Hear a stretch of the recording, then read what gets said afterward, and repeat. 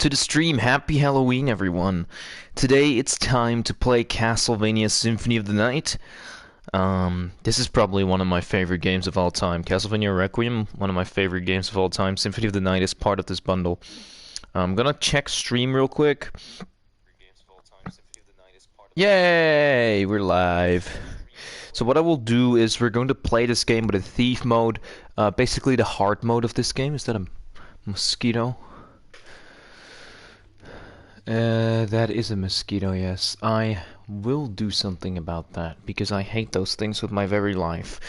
I will be back in just a bit. I want to do something about that mosquito real quick. So I'll be back in just a little second.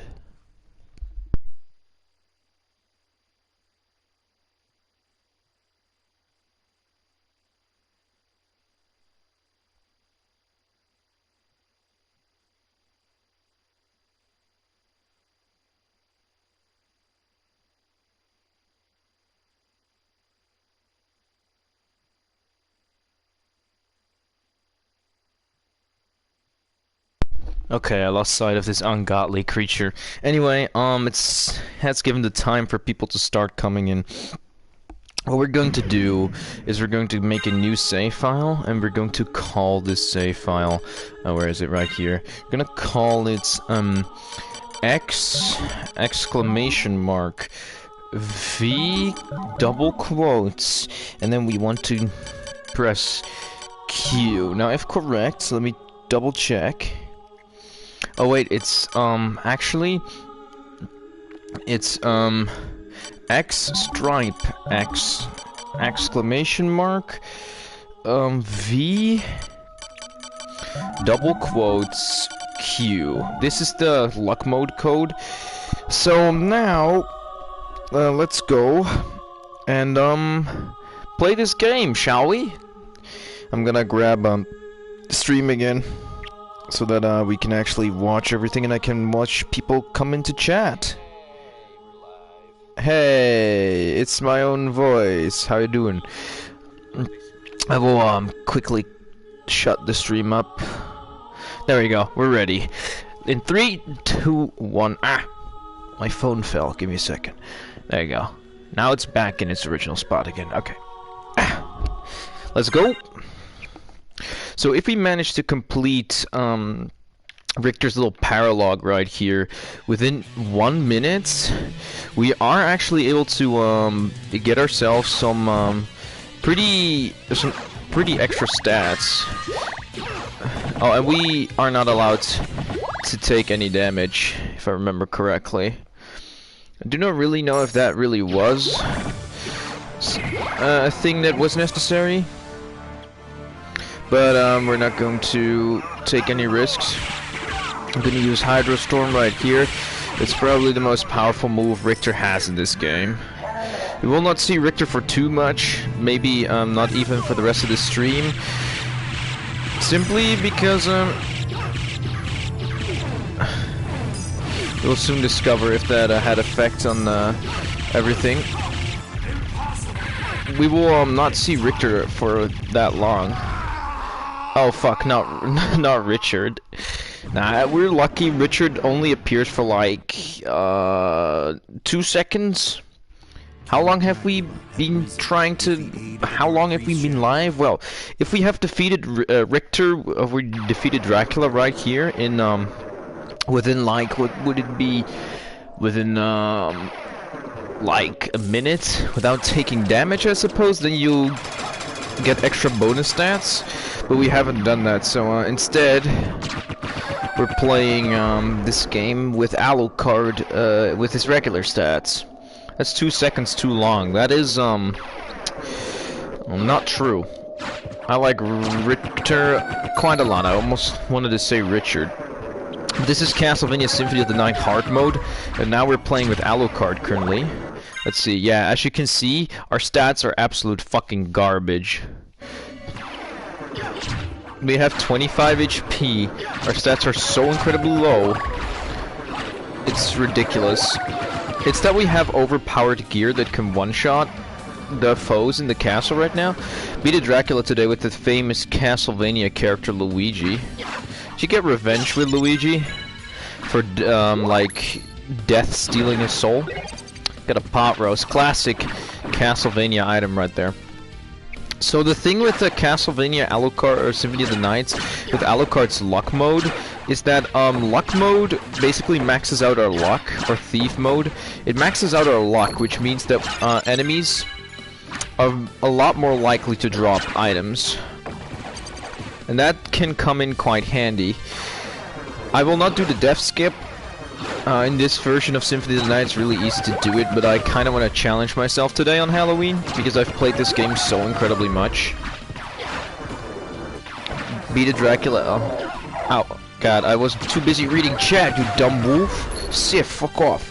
It was in a classic mode from Smash Ultimate, my favorite Castlevania game. Well, it does remind us a little bit of Castlevania. Goodbye, Death. Death has stripped us from all of our armor and good stuff, so now it's basically Alucard fighting with his bare fists. And for those of you who are not aware, Alucard with his bare fists deals as much damage as Manyan in chat with a paper towel, or with like a newspaper. Not a lot of damage.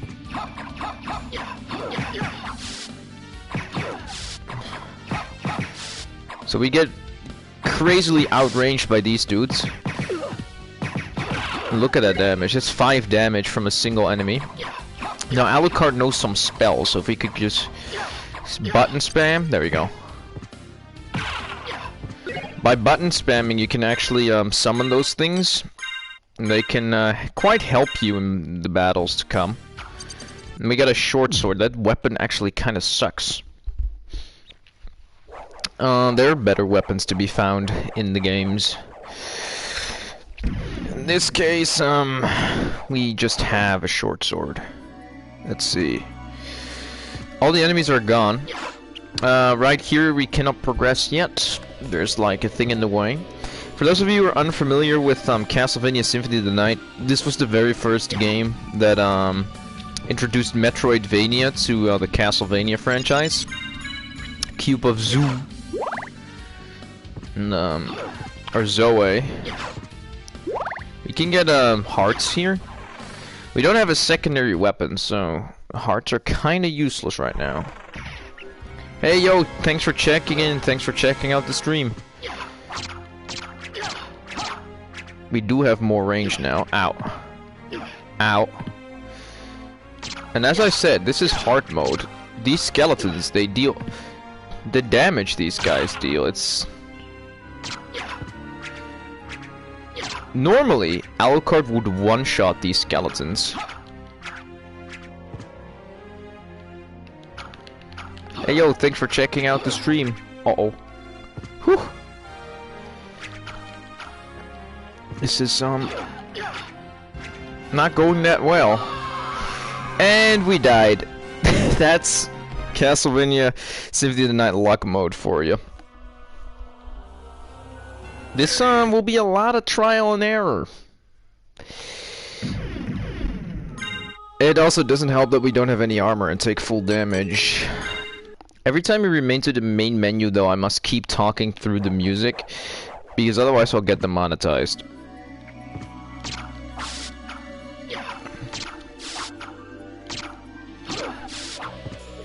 You can utilize the backdash quite a lot here.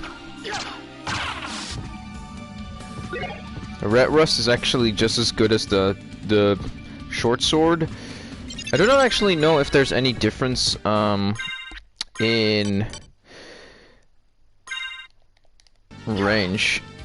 Nah, this one sucks. The Red Rust is absolutely terrible. I never knew why that was a thing you could pick up to begin with. Never understood it, never will. You don't have a shield, so we cannot go shield dashing. That's fun. I'm gonna first try to take out the skeleton up here. There you go.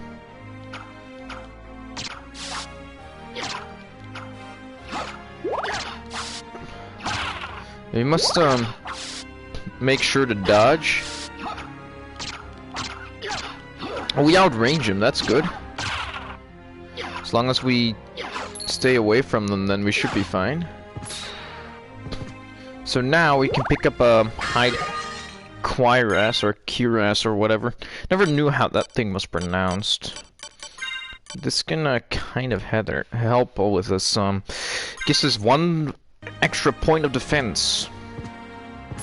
You know, I will take every single point of defense I can get. Dry bones.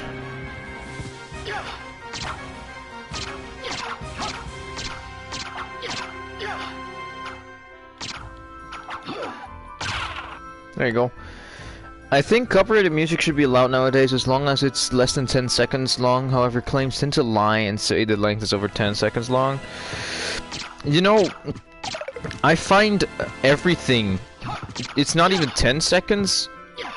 I would like it more when they would say like 15 seconds. Because 10 seconds, how much music will you lose from a clip of 10 seconds now? How much? That's not much. It's not even anything remotely interesting that you'll lose. Gonna spam some button combos right here.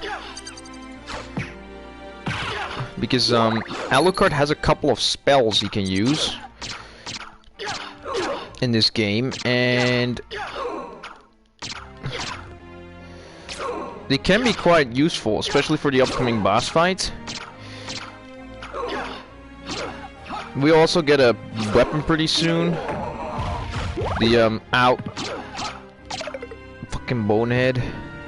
The jewel knuckles, which will allow us to deal a lot of extra damage each hit.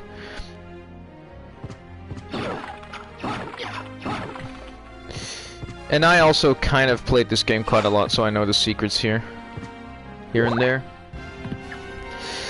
There's actually a message in chat, but it hasn't popped up yet. The percentage of the video that contains copyrighted material should also impact how much money creators lose. Kind of, yeah. It's unfair to strip a video's total value just because a 10-second song is used. Like, come on. And I also find like music labels can be real pieces of shit, you know? There is this music brand, Soul Spasm. You can license your music there. The only thing that Soul Spasm does though is being little bitches, and what they do is they basically tell you like there's this song going by the name of the Canon of Samus, and it's basically a random ass song people made, and that song that literally uses the main menu theme of Super Metroid, and anyone who leaves that song on for like 2 seconds gets demonetized by it. And Soul Spasm is that type of company not to just contact YouTube or anything that they're wrong. What they do is they just go to tell the people who get demonetized to contact them so that they can remove the claim if they ask nicely to remove the claim, which I find such a dick move.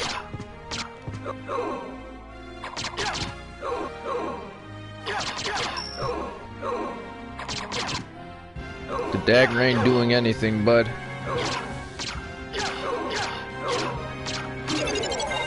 And that's a level up.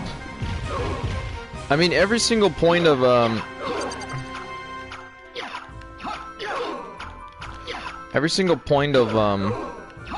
like, strength and defense we can get is something good, I guess. Dark Metamorphosis. Get him, Fireball. That thing is actually called a Fireball. I've seen many cases in which a 6-hour video gets completely demonetized of 10 seconds of audio. Yeah, we had that for like our 6.5-hour stream of at Game Parliament as well. We held like a big marathon stream, and we had that thing with the Canon of Samus in it, and somehow, for some weird fucking ass reason, our video got like claim. And it was absolutely fucking stupid. Right now, though, it's time for the first boss, and I believe I'm gonna die. We got a nice little glowy effect, though. Is this a glitch? Is this a glitch? Oh, we are still poisoned, but we can still attack. Normally when you're poisoned, you cannot attack, I think. Or you will just deal less damage. I always thought that, your status conditions would get cured when you save, but apparently not. Oh, we don't need too much hearts to defeat this boss. He's kind of easy. These are the Dragon, or like, Gaibon and, what's his name again? Where's the bat is Gaibon. That's what I know. Gaibon is the bat, and oh, Slagra, that was it. Slagra is the little chicken. Little chicken Wendy's would be proud of. Excuse me! This guy could just simply plunging attack through the fucking...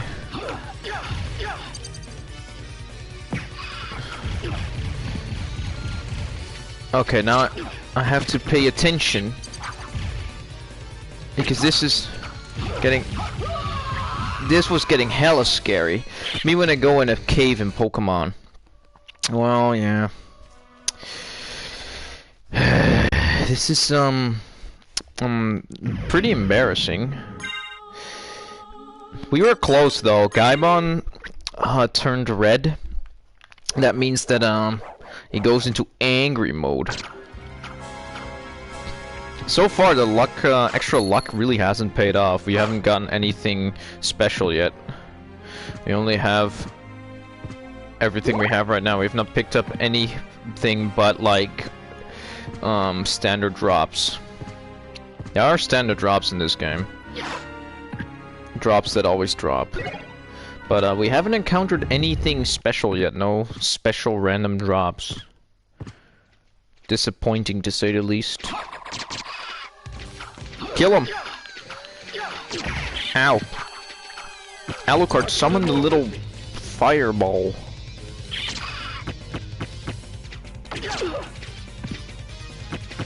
Ow.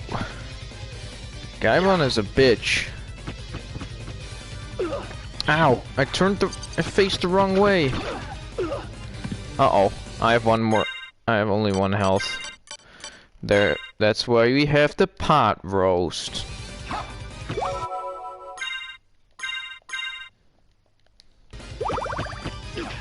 Aha, you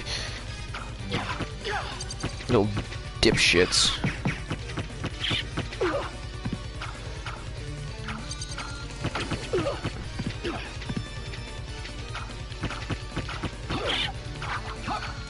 Come on! I don't know the input commands. Oh shit, a Zubat is back. Use repel, shaking my head. I need to remember the input commands for like the fireball, because now I'm just spamming. Don't worry, we'll get past this boss. I'm just a little rusty. That's all. Just a little rusty. Okay, so... Spells. Summon Spiritist, left, right, down, up, attack. Okay, so it's... Okay, we can manage that. That's not something hard to remember. Left, right, down, up, and attack.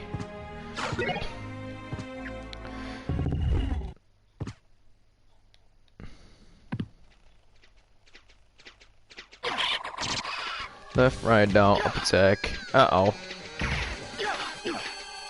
Go away, Zubat.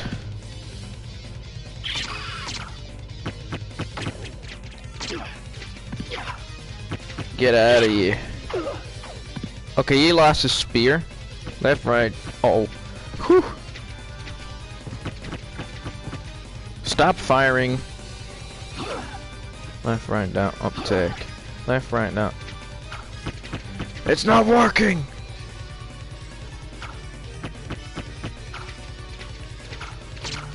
Be gone.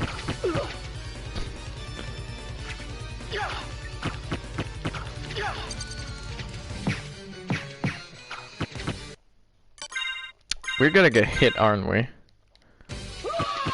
Oh, we died. Or was it the other way around? Was it left, right, up, down attack?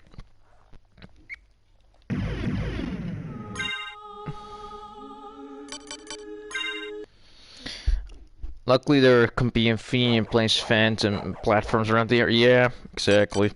Spells. It was up, down. Damn it. It was up, down. It was not down, up. It was up, down. Damn.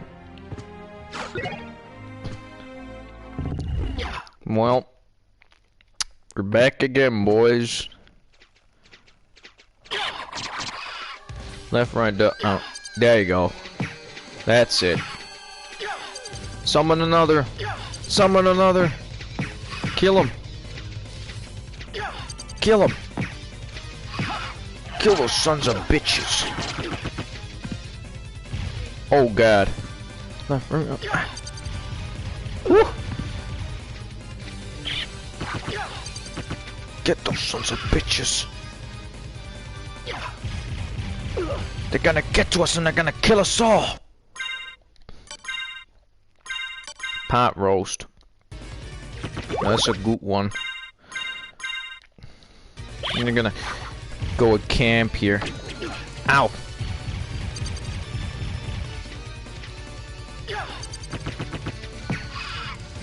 Get him. Ow.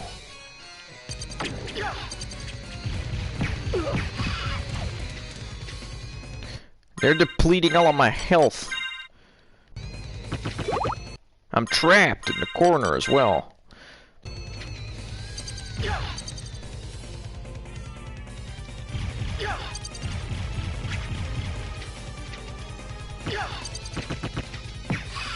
Get him!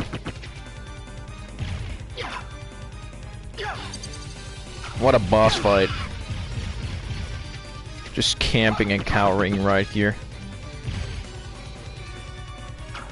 I found the blind spot. I've never seen Slockride use that move. Holy shit. There you go, he's dead. That's one. Gaibon, get the fuck here!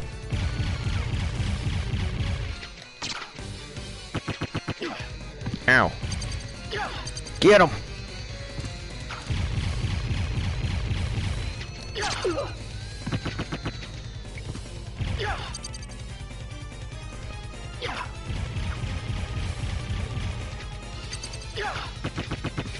Uh-oh.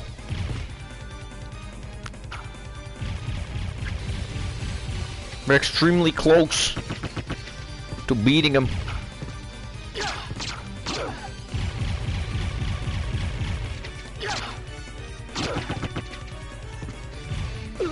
Uh-oh.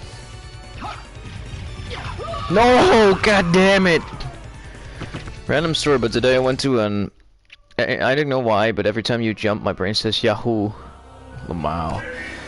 Random story today, I went to a nuclear facility that was transformed into a literal... Oh, you went to Kalkar. Wunderland Kalkar in, like, Germany. That's fun. You can get free food and shit there. That's really a fun theme park. If you pay your ticket, you can get unlimited ice cream, fries, and soda and shit. It's amazing. I've been there countless of times, but never fails to amaze. And that's also really, really fun. There's some really nice attractions there.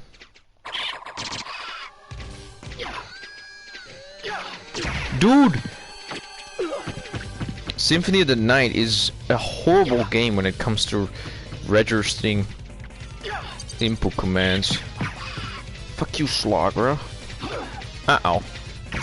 Yeah, you can just fucking plunge through the platforms, can you now? Get him!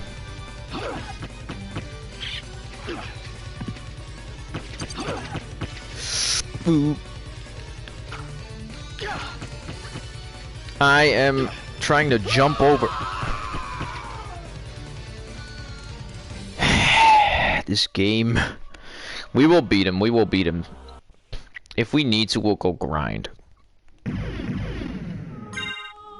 If we need to, we will grind the hell out of Alucard right here.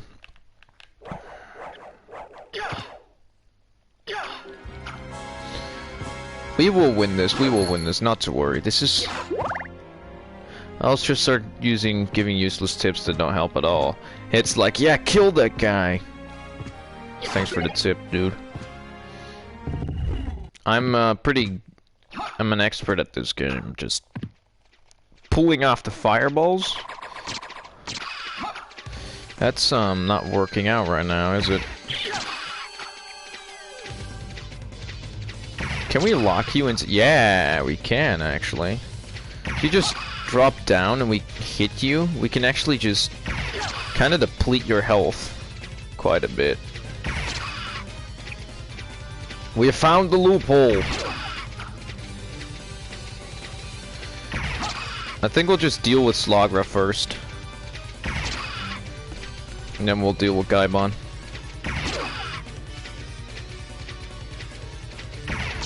This is going to be a hell of a fight, guys. When you're gonna lose the spear. There you go. Get him. He's pecking alright. Ah, there we go. That's one. Without taking any damage whatsoever. Gaibon, get the fuck down. Gaibon.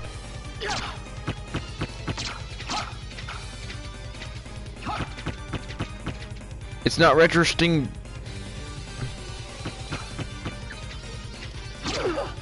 Whenever I use the up button, it's not registering that.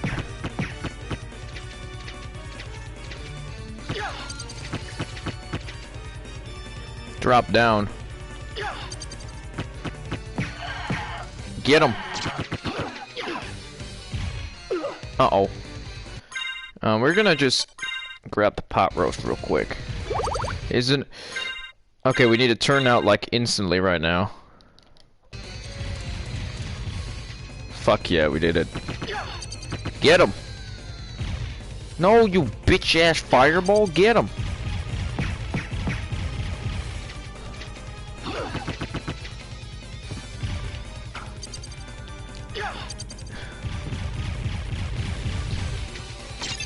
Ah, there we go. Appear weak when you are strong, and when you are weak. Ah, very nice. Sun Tzu. The Art of War. Well, we made it. There you go. Die. Hey. We're doing mighty fine, I'd say. Look at all the damage. If we just keep going, you know, we should be fine. We can pick up better weapons in a bit. Stats are not the only things that make you good in this game. Another thing that's really, really helpful is weapons. There you go. Sunglasses. Now that's cool. Sunglasses actually drop your intelligence by 1. Which is rather funny, but I'll take all the defense I can get.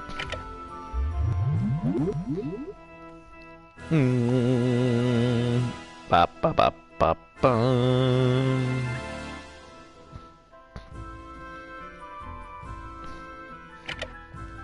Going all the way down with the elevator. And we getting ourselves the Basilard now. Basilard is even worse than, like, the short sword we already have. It's literally useless. Just like the Red Rust. I guess it's attacking quicker, but we don't need that. Oh, hell no, we don't need that.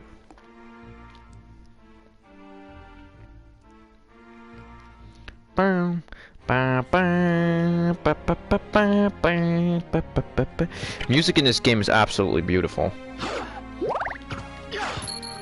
You can say all about this game you want, but you can't deny that the music is absolutely gorgeous.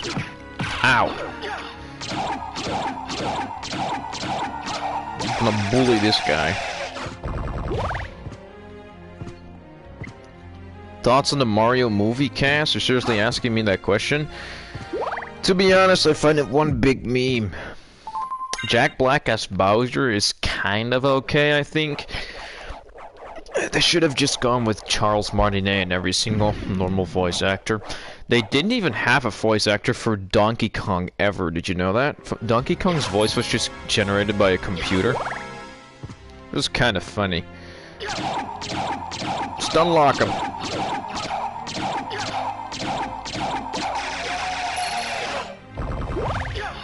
Get him! Got him. Get him, get him, get him! Hack him or slash him. Uh-oh. Here comes the bloody zombie. There you go.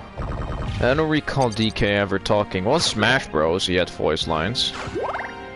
This item is pretty good. It's a bit of a meme, but it's kind of good, I found out recently. I never used it myself. I've always thought it was just a big old meme. Get him! There you go.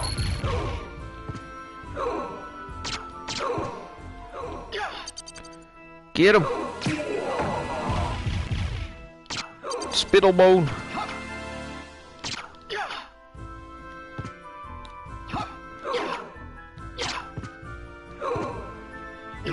Ah, I've been poisoned.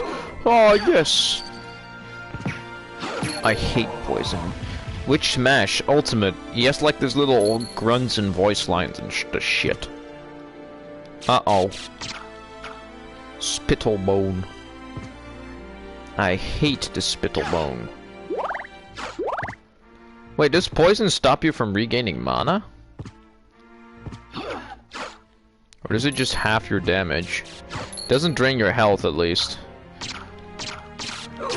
Glad it doesn't. How does that shit work, huh?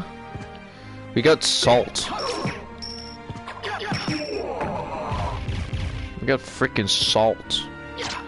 Is that what I produce or what I have when playing Mario Kart? I'm always salty playing Mario Kart. That game is tough as shit. This game's for babies.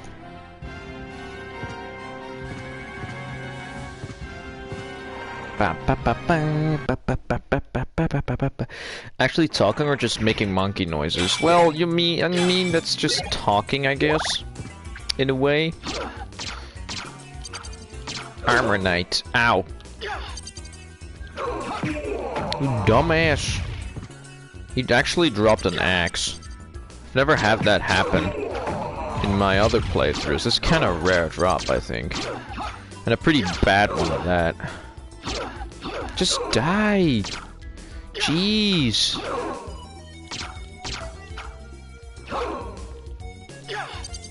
Get him! There you go. Thanks! Jeez.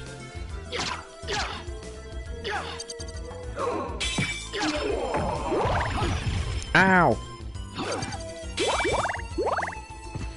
I got hit by that. Shield. Oh no, not the dagger. I do not want the dagger, thank you. The dagger actually kind of sucks. In any Castlevania game, really. It's better than nothing, but this little stony rock right here, it's way better.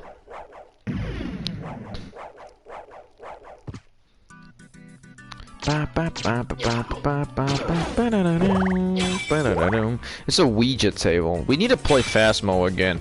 Manjan. Nick. We need to do that again. Phasmo's kind of fun. Oh no, it's the Flea Man! I hate these guys. They're bouncing around and just being annoying. Look at the clock spider here, though. See the Smash logo? Takemitsu. That's a sword. And it's actually worse than any sword I already have. True. They have Smash logos on these clocks. That's epic. Wait, are you human? It's Maria. Hello, Maria. Goodbye, Maria. You're not here for the story. I'm down whenever you want, to be honest. Okay, we need to make a video on that. It's fun. I haven't played it in a while, and they haven't, like, added new stuff. My little brother was thinking about getting it too, so... Ow! Fucking flea, man. It would be cool if you could join.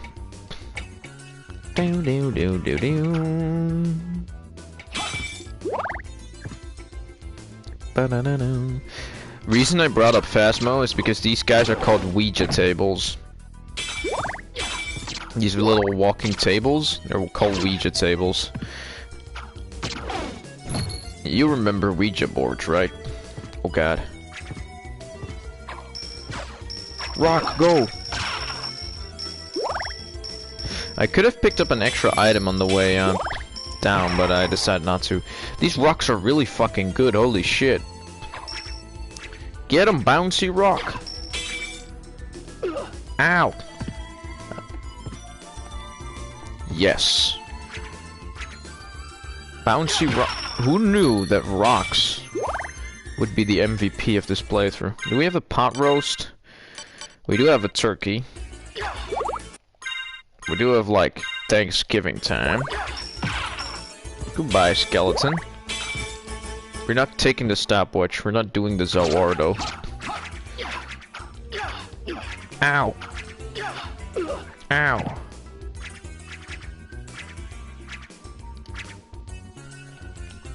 Gimme! Fucking skeletons, dude. No, not the Holy Bible. I don't want the Bible right now. I have other weapons. Can you give me a short summary of the story so far? Okay, so what basically happened is, Richter, who we saw in the intro, dude's gone missing. And, that girl, Maria, she started looking for him. But, she couldn't find him. But when she started looking for Richter, she actually, found Dracula's castle, which appeared out of nowhere. And, yeah, that's why she is in the castle here right now. And the character we're currently playing as is Alucard. And Alucard is Dracula's son, who has decided to ally with humanity rather than to ally with his father. And that is why we're playing as Alucard, who wants to stop the resurrection of his father, or at least to stop Castlevania from existing, because if Castlevania is back, that means that Dracula is also back, in a way. Let's go, Richter, setzen Sie Ihre Kraft ein. I don't have Richter in his power. Also, we've been... the game... Chat has been... making way for the German people. Good Tag. This is an English stream, though. So, try to keep chat English, I guess. Aber dass sie, shit, I forgot the German. I'm also trying to focus on beating these butt ladies right here. Got it. I do understand German though, but I kind of forgot a little bit of the thing. Dracula seems like a father that doesn't care about his child, considering he just gave him the same name but backwards. That's the name Alucard adopted himself. Alucard's actual name is Alucard or Adrian.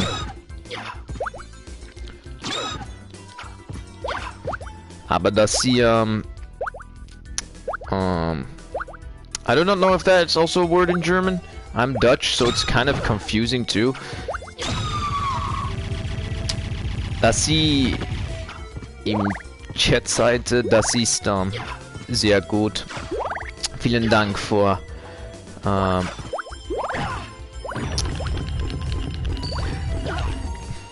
Thank you a lot for being in chat. That was what I was trying to say, but my brain is kind of failing me right now.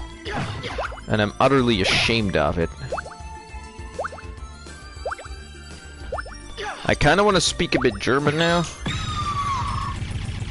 You call him Adrian? Where's Bussy then? I'm trying to speak German because I kind of want to remember it too. We had it as a subject in school, but now I feel ashamed that I simply cannot remember German. And I feel kind of dumb. Wir haben die Sprache Deutsch in Schule gehabt. Aber ich habe das vergessen, ja. Mann, Jan, du kannst Deutsch. Sprich Deutsch, Mann, Jan. No, not the Medusa head. Super question, but who's Simon Belmont? Simon Belmont is the very first protagonist of the Castlevania franchise. He was the first Belmont to ever exist in the video game world. And he's also in Smash Bros. I have his games. Oh, he's actually in multiple games. He is in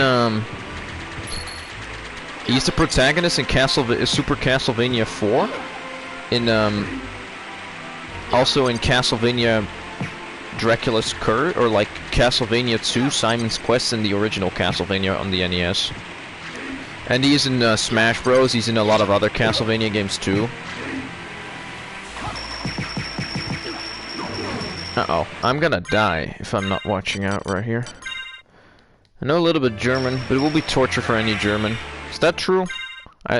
You're literally called Duitser met Snor on, like, on other, like, Steam and shit, which is like German with mustache. So, dass sie nicht Deutsch kann sprechen. Sehr treurig. Lamau. I just remembered a bit of German. So we actually needed to defeat this guy, not for like experience or something or anything. This guy's kind of tough, but we need to just go over here because behind this wall, it's not only a pot roast, but if we just sit down right here and just hang and just relax, we'll be taken down to a special room with a little elevator right here. So, how's your guys' day? Enjoying Halloween? Ah, there we go. So right here we have the jewel knuckles and the mirror cuirass or cuirass. What this thing does is it boosts our defense by 1 whole point and it prevents us from getting stoned.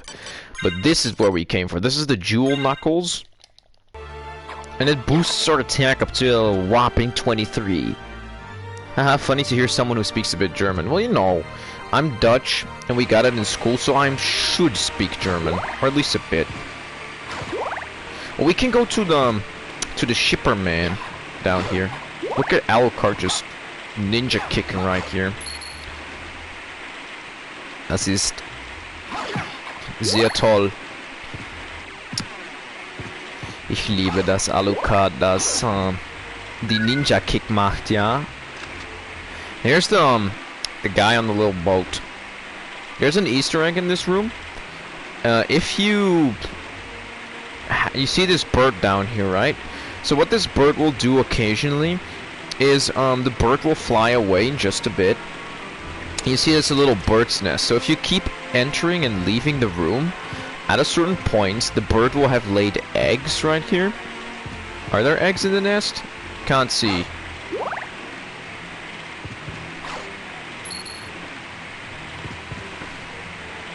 Yeah, Halloween's boring. How about you?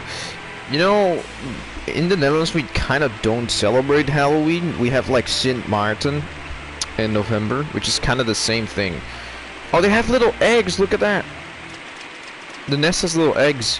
I find Halloween, the aspect of like creating costumes and going towards doors and stuff, I find the concept of Halloween kind of entertaining. But the thing I really don't like about Halloween is the big influence America seems to have on Europe and the Netherlands, because Halloween has never been a thing here. And I'm afraid that if this keeps going on, then we'll turn into America in a couple of years. If we keep going with all kinds of American stuff, because you see that happening quite a lot right now in the Europe and in the world. Honestly, I've completely forgotten what Sint Maarten is. It's I can give you a little bit of Dutch history. Das Sint Maarten Fest ist ein Fest. Sint Maarten war eine Soldat in das in the Roman army. I tried starting it in German, but I ended up finishing it in English. And the was a soldier in like, oh look, it's the little chicks. Look, it has like little chicks now. You see them down there? It has he was a soldier in the Roman army, I think, and at a certain point, Sint Maarten, he came across a homeless man, and the homeless man, yeah, he was cold, of course, he had no home, and the whole story about Sint Maarten is basically about the fact that Sint Maarten just cut off a part of his cape and gave that to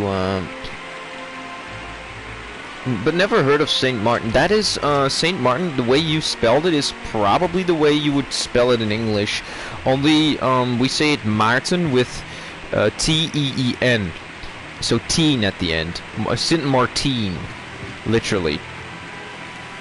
Aber das ist, Sint Maarten, ja.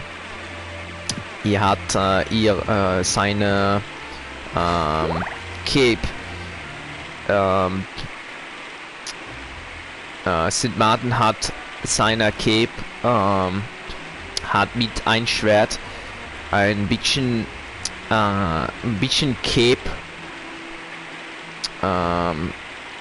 yeah, and then I was stuck mid-sentence verweitet und like he cut it off and he gave it to the homeless man, and now we celebrate Sint Maarten.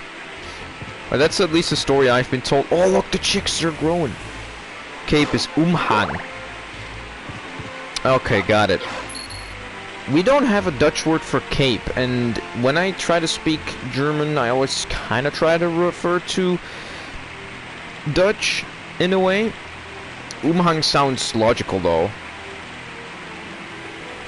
We don't have a real word for cape in Dutch, so I'll try to remember that. I honestly think that my high school teacher would just kill me if she found out that I forgot all about German. I haven't forgotten everything though. Oh yeah, Mantel. Good thing on you. Good thing, man. Yeah. Thanks for reminding me. And as you can see here, the little chickens, or like the little seagulls, they're growing. And right now, they're big enough to fly out of the nest. Die Vögel, ja. Die Vögel sind groß now. Gerade groß, und sie fliegen weg von das Nest. Auf Wiedersehen, Vogel. I should kind of stop trying to speak German because I will definitely disappoint some people, but on the other hand, I'm kind of enjoying it. Just trying to dig deep in my mind brain, seeing if I can remember the German I was once taught. So what's funny, what's coming up is, after we beat the boss right here, there's like this little section of the tower where a lot of enemies appear that also appeared in Castlevania Rondo of Blood, the direct prequel to this game. So that will be fun. Goodbye, Armor Knights. Das ist sehr traurig, dass ich so viel von die deutsche Sprache bin vergessen. If that is a correct German sentence, I will gladly spring a gat in de lucht. As they say it in Dutch, I would jump a hole in the air. Wow. So we're gonna fight, this is a classic example of Smash Bros, where we fight against the same character Only this isn't Smash Bros. This is Castlevania.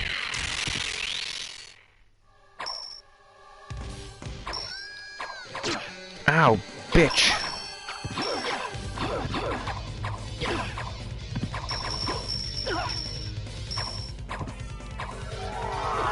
Yeah, that happens too.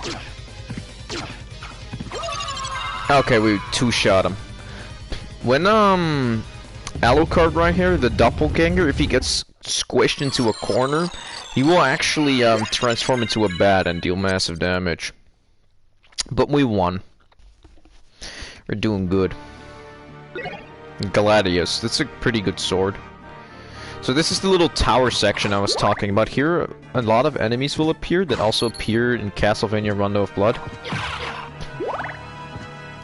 And we're gonna kill him, of course. Und hier, wir sehen, die, oh, das ist nicht gut. Das ist eine Ritter hier. Und, yeah, that's not good. Those guys have a lot of range. This is a bow dude. Literally all of the enemies that we find here on this little staircase, they appear in Rondo of Blood as well. Oh shit!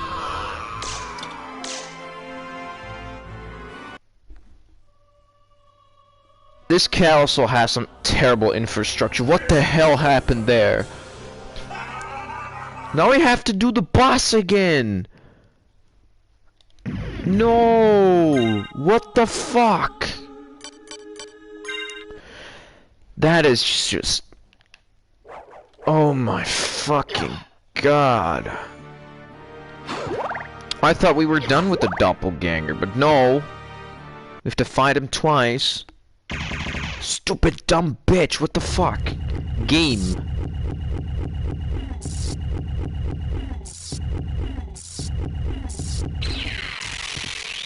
I am highly disappointed in this game right now.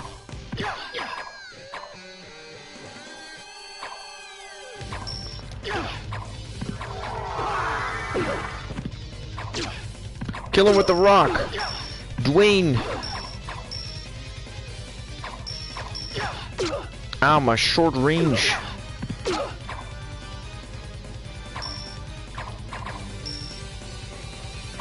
It's just some simple clone fight. Ow!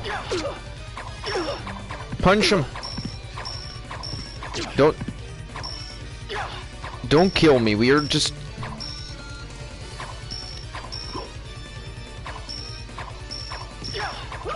And we died, come on.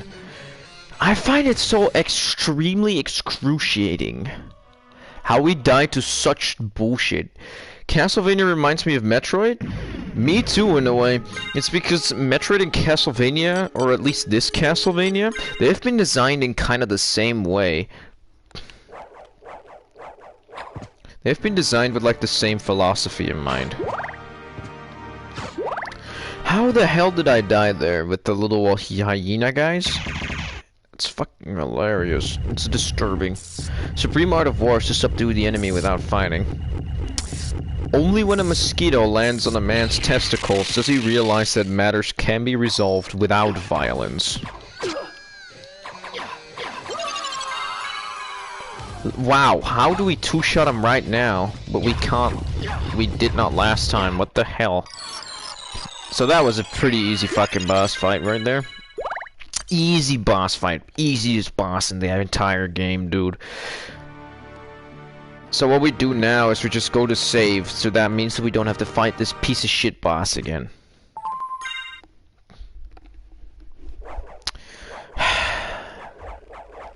Wir haben den Doppelgänger verschlagen, ja. First try, yeah, first try, exactly. All those other tries, that was actually my little brother playing, that was not me. I tricked you all. Oh, by the way, if anyone is interested, we have a Discord now. We have XP's Castle Discord. Now you might be wondering, hey, which castle is it? Is it Dracula's castle? Is it a fantasy castle? Is it like At Lord of the Rings castle? No. This castle is my castle. Bitch! It's my little castle. I've set up the bots and everything today. It was fun.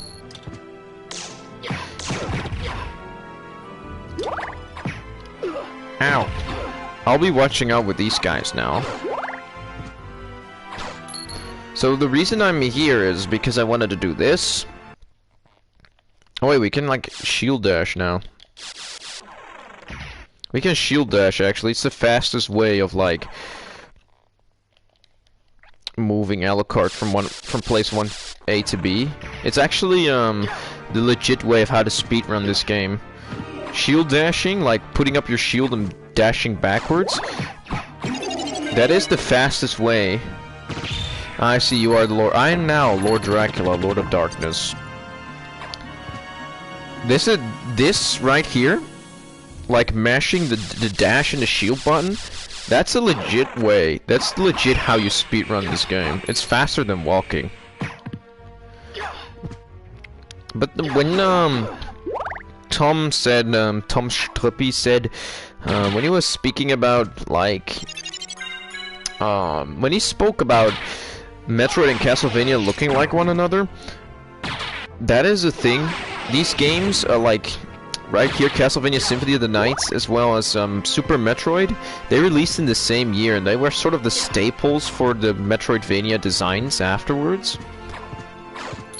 I really want to make a Metroid and Castlevania like hybrid in the future, like one where you have like the shooting and the door unlocking stuff from, and the puzzles with abilities and stuff from Metroid, but where you have like the weapons and the setting of Castlevania. I think those two could really go really well together.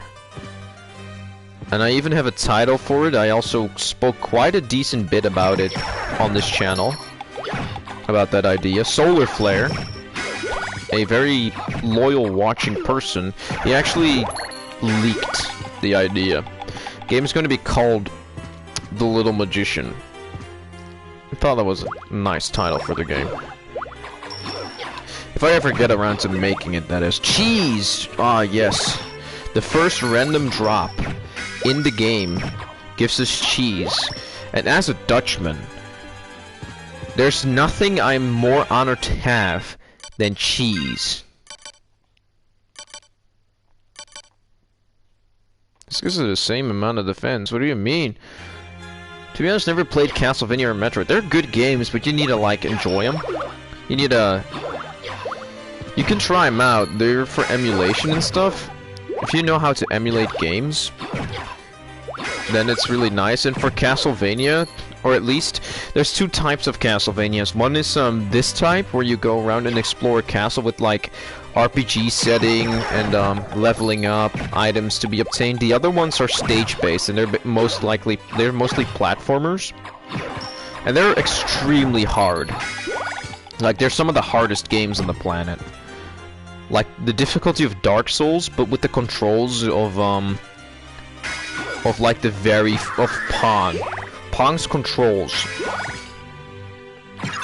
But like Dark Souls level difficulty. That is the best way to describe Castlevania's original few games.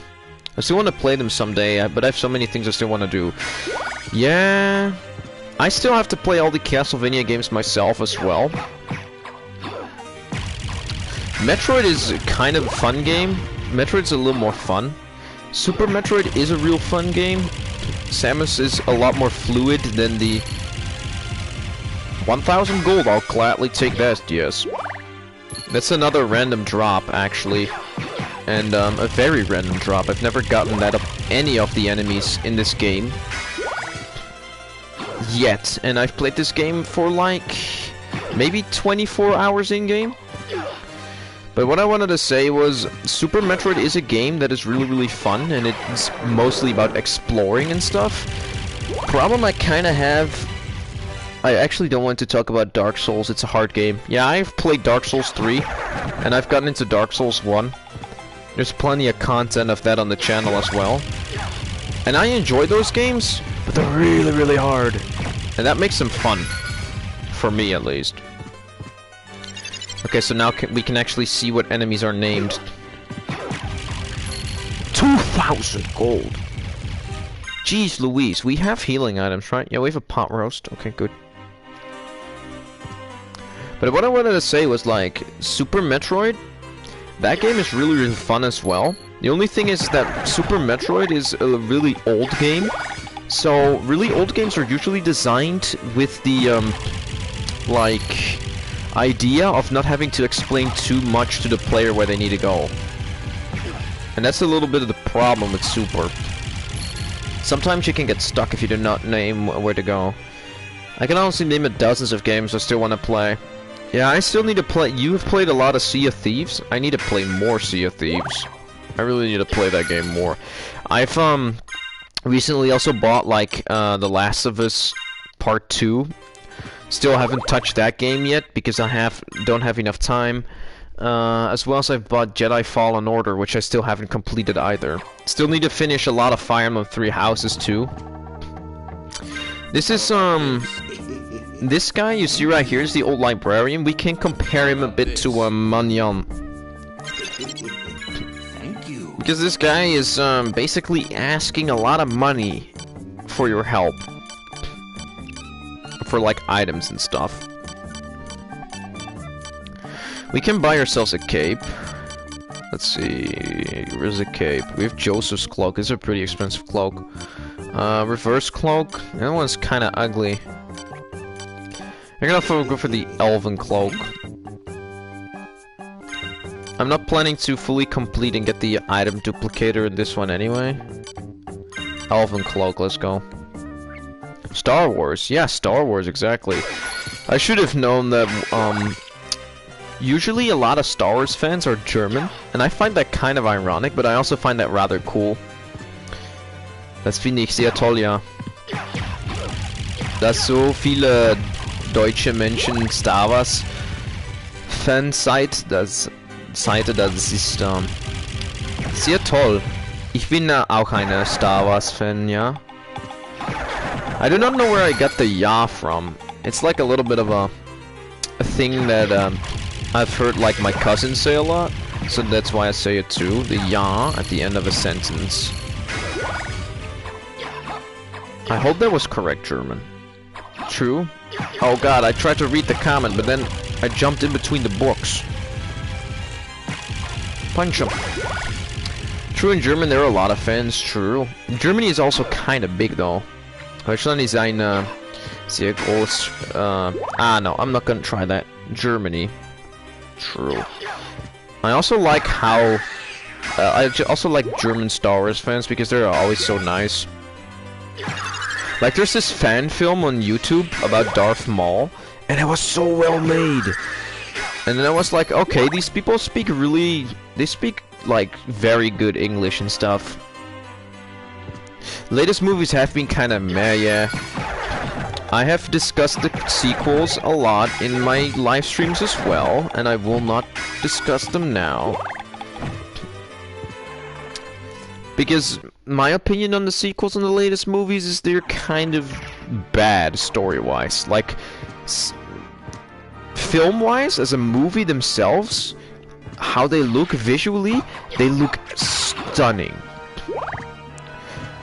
But story-wise, they're terrible. I'm currently writing a book, and I'm actually having the sequels there with me as an example of how to not write a story. There is actually one very good sequel movie, or like a movie made by Disney, and that's Rogue One. I really enjoyed Rogue One. Rogue One was such a good movie. It was the first Star Wars movie Disney made, or like the second, and it did not disappoint me at all. Oh, also, let me quickly go back. If you look very closely, you can see that these statues have dicks. Like, if you look closely, right there. I'm trying to... No, that's the chest. I'm trying to... Yeah, right where Alucard is punching right now. That's a dick. And, if you weren't, surprised enough, you can see that these angels actually have a hanging out titty. So yeah, this game is definitely for all ages. Anyway, where was I? Alright, I was explaining, we were talking about the Star Wars movies. Never watched the sequel. I have them on DVD. They're pretty decent as they're pretty good to decent as a movie. But the story is absolute trash, as well as the characters introduced in the sequels. They could have been really likable, and they could have done a lot with those characters, but they actually threw that all out of the window. They decided to make Rey the lead character, and she was actually everything in the story. You could remove all the characters from the story of the sequels, and the sequels would still make sense. It would still be the same story, because Rey literally takes every role. At a certain point she becomes the villain, at a certain point she is the pilot, she's the one that can infiltrate the base, she's the leader, everything. She's the Jedi, she can use the Force. Like, Rey doesn't need anyone else in the story. Now, if you can replace every character in your story with one character and the story would still be the same, that kind of means that your story's kind of flawed. Hence why I think that the sequels are not that great. What about Luke Skywalker? Luke Skywalker, his character gets completely thrown out of the window. Kind of feel like they introduced a lot of characters really expanding. Exactly. And this is also why John Boyega, the actor of Finn in those movies, got really mad. Because he felt like his character was only there to be so that the Star Wars movies included a black actor, and I have to agree. As well as they sort of made him the new Jar Jar Binks. He became the laughingstock of the sequel cast, and that was bad. For example, those women with the space horses. Yeah, that was oh yeah, that was you mean Rose. Yeah, Rose was a character that they could have added a lot of depth into, but they decided not to. Also, I also noticed, and this was what I realized only after, like, watching a video that went over the summary of the sequels, is that when you start watching all of these movies after one another, they don't line up at all. Like Rose, she was in love with Finn, but we never hear any of that again through the sequels, and I was like, what? That doesn't make sense. No black woman from later not that black woman from women from later that movie. It was kind of weird. I do not understand why that was the case. Oh, oh, you mean the one of the defected stormtroopers? Yeah, they also didn't do anything with her. That's true. Though Rose is same story. They kind of did nothing with a lot of characters but Rey. Oh hey, we have Maria again. Alucard, wasn't it? We meet again. So it seems. So this is Alucard and Maria having a funny little banter. I'm going to interrupt the sequel talk a bit. Alucard in this dialogue right here, you would explain that Castlevania... Hold on.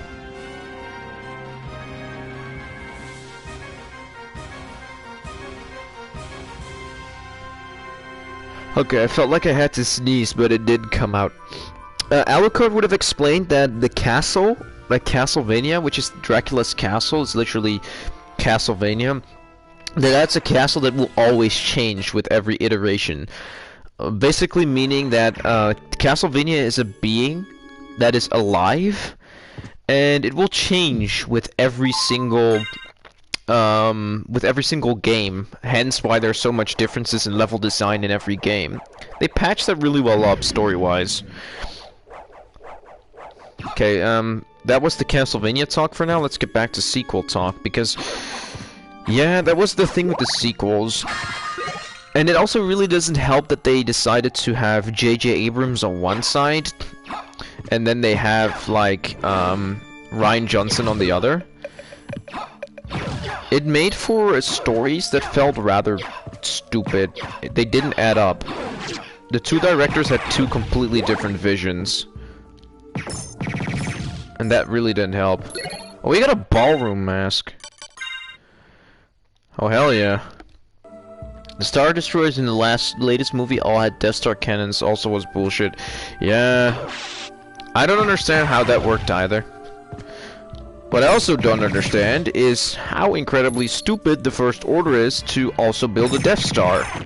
Like, that was the thing that made the Empire lose. Why would you go through it that again? Okay, this is dangerous. Oh, we can also transform into wolf, by the way. I had to mention that, but it's kind of useless right now. Ow. We don't have any real power-ups for it. It's not really that fast or anything. It doesn't really help. So actually what I want to do right now is I want to go for a special item by punching this spike ball right here. If we're lucky, it will drop a certain item. And we can meme with it. It didn't drop it. That's not the item I'm looking for. But it is one of the drops. For the third time. Yeah. I do not really know why they did that. Kinda a bit dumb. Shouldn't have done that. And then basically, the First Order, I found the First Order kind of weak. Like, I've explained how I've had an idea of how I wanted my own sequel trilogy to be if I ever got to make one. And my sequel trilogy would basically be, there's like 3 factions. There's like the new guys, there's the space pirates, which are the biggest problem in the galaxy, and then there's the leftovers of the Empire. We could even introduce like a 4th group, because you see, the galaxy is going back to the New Republic again, but there are different parties and different interests, of course. Maybe there's like multiple political splits within the what was the Rebel Alliance. They split.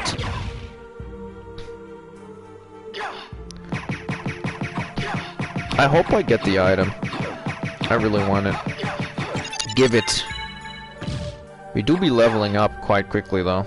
Didn't drop it. I'll be grinding a bit so we have time to speak and talk. So that's fun at least. I don't understand how the New Republic didn't do shit about the First Order. Me neither. I find it ridiculously stupid, like, there's stormtroopers everywhere. Why didn't you do anything?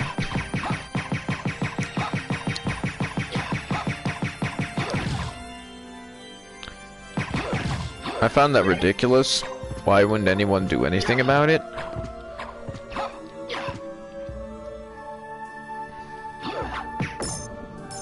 Also, Disney tried covering the point where the First Order, or like, ooh, Damascus sword. Nope, this was not the sword the item we were looking for. I will take it though. It's a sword, and I like that more than Knuckles. Because it has extra range. Right now, we'll just do this. But Disney tried explaining in The Mandalorian how the switch between, what was left of the Empire and the start of the First Order went, and they did a terrible job. I will switch to the Knuckles again, because Knuckles have faster attack speed, and this thing takes a lot of hits. Still not got the item. We're looking for an old armor set.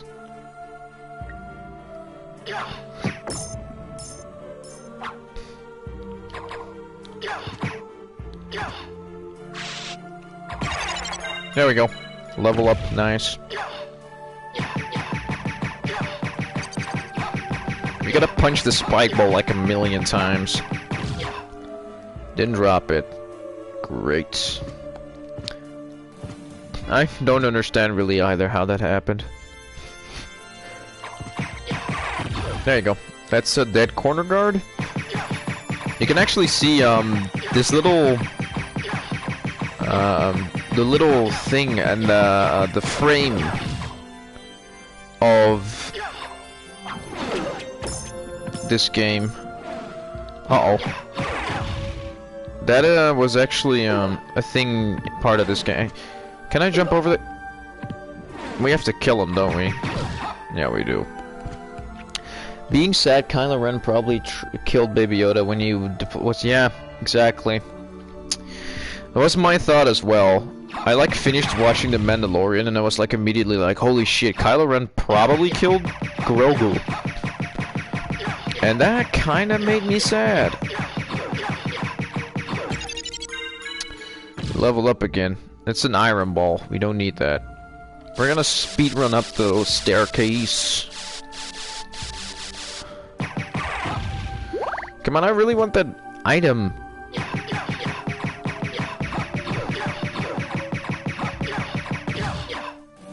Didn't drop. Well, we'll just leave it. The item that would drop there is basically just an item that transforms Alucard into an armor knight. And it's ridiculous. It's really, really funny. Sword! Uh-oh. We're gonna die, aren't we? Nope. Not today. I will leave, sir. We'll have to consume the cheese. I believe that the next movies will be a couple of hundred years in the past. That's cool. I've also heard that they want to make like a sequel trilogy that didn't have to do with this timeline of the, or with anything with of the Skywalkers. They wanted to create something entirely new, and I could see that happening. All right, boys, we're going to church. We're going to church, so be nice. Rest your weary soul here. May the Father, the Son, and the Holy Ghost be with you. Amen. Okay.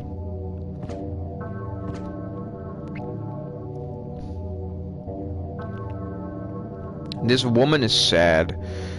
Now, this is like a mystery room. They have had like many interviews with like Koji Igarashi, the director of the game, and they never managed to find out because Igarashi wouldn't tell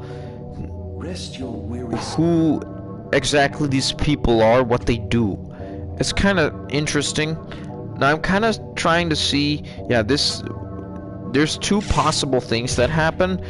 Either you get like the sad crying woman and the like the priest that talks to you, or you get their evil versions like this one that tries to stab you with spears and weapons. It's a really random room. In other versions of Symphony of the Night, you would actually get wine here in that room. It's a pretty mysterious room, and it's a fun thing to think. Ooh, boomerang! Fun thing to think about. It's an aerial weapon. You throw it and it's gone. It's fun to think about. Oh shit, I fell down. It's a real fun thing to think about. I believe that... Oh, okay, I already read that thing. There's some very annoying crows right here. Like these things. They're so incredibly annoying. We'll not go with the Caladius, we'll go with the Damascus sword. Because I just want that extra range right now. Because it really helps against these motherfucking crows. Crows in Castlevania, it's really funny actually. When you're a Belmont, like Richter or Simon, these crows can literally kill you. Like there's like millions of monsters and terrors, and then someone is like a holy knight, he died to a fucking boss beast. Like he died to a hippogriff or something. And then Richter just comes in. Richter, you're the legendary vampire hunter that trained his whole life to defeat Dracula. How did you die? Oh, I'll get hit by a seagull or like by a crow like 2 times. That's literally the story, guys. I don't make this up. Now right there, there's armor that I really want to grab. Silver plate. Now this gives us extra defense. That's cool. Bing bong, bing bong. Ow.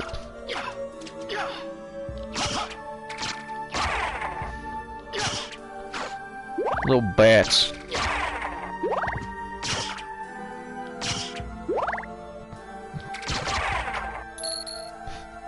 The monitors. Oh, I want the holy water, alright. We're in the holy area of the game. We need a holy water. Ooh, ham. Come. Little fucking crow. Come. There you go. And then the crow just comes. Do. Insert cyberpunk meme. Little bitch ass crow. I'm so annoyed, but these crows annoy me so much that I've literally just memorized their pattern into my brain. So that I don't get bamboozled by them ever again. That's how annoyed I am by those freaks.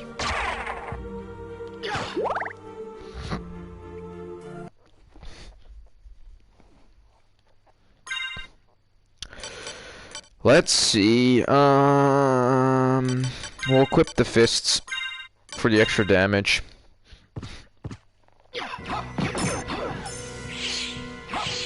Get down here!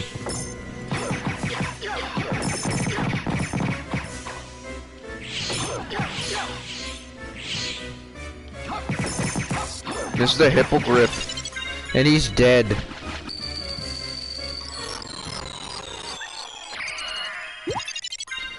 I'm grabbing the extra health, dude. You look like you're doing well for yourself. And? You didn't come here to flatter me. True. Do you know the name Richter Belmont? Belmont? Of course. Why? He disappeared about a year ago. I'm sure he's here now. If you see him, please let me know. As you wish, my lady. A gentleman after all. Thank you. What I really find weird about this game is that they the sound cuts out real weird. Ooh, also what you can see here, this nice painting here, I kinda want that in my room. It's a really nice painting. Only what they should do is they should add less death. They should add more heroism. They should add more Richter to the painting. Then I'd be completely fine with it. Ow. You see why range is nice? Because these guys keep stabbing me with their halberds. That's why range will be a nice thing, thank you. I actually tried making my own Metroid game once, or something that looked like Metroid. Like a Metroid clone, if you will. And it came out pretty decent. But then, there was a thing that I had to do for like a grade at school. For a subject at school or in college. And I failed because it wasn't good enough.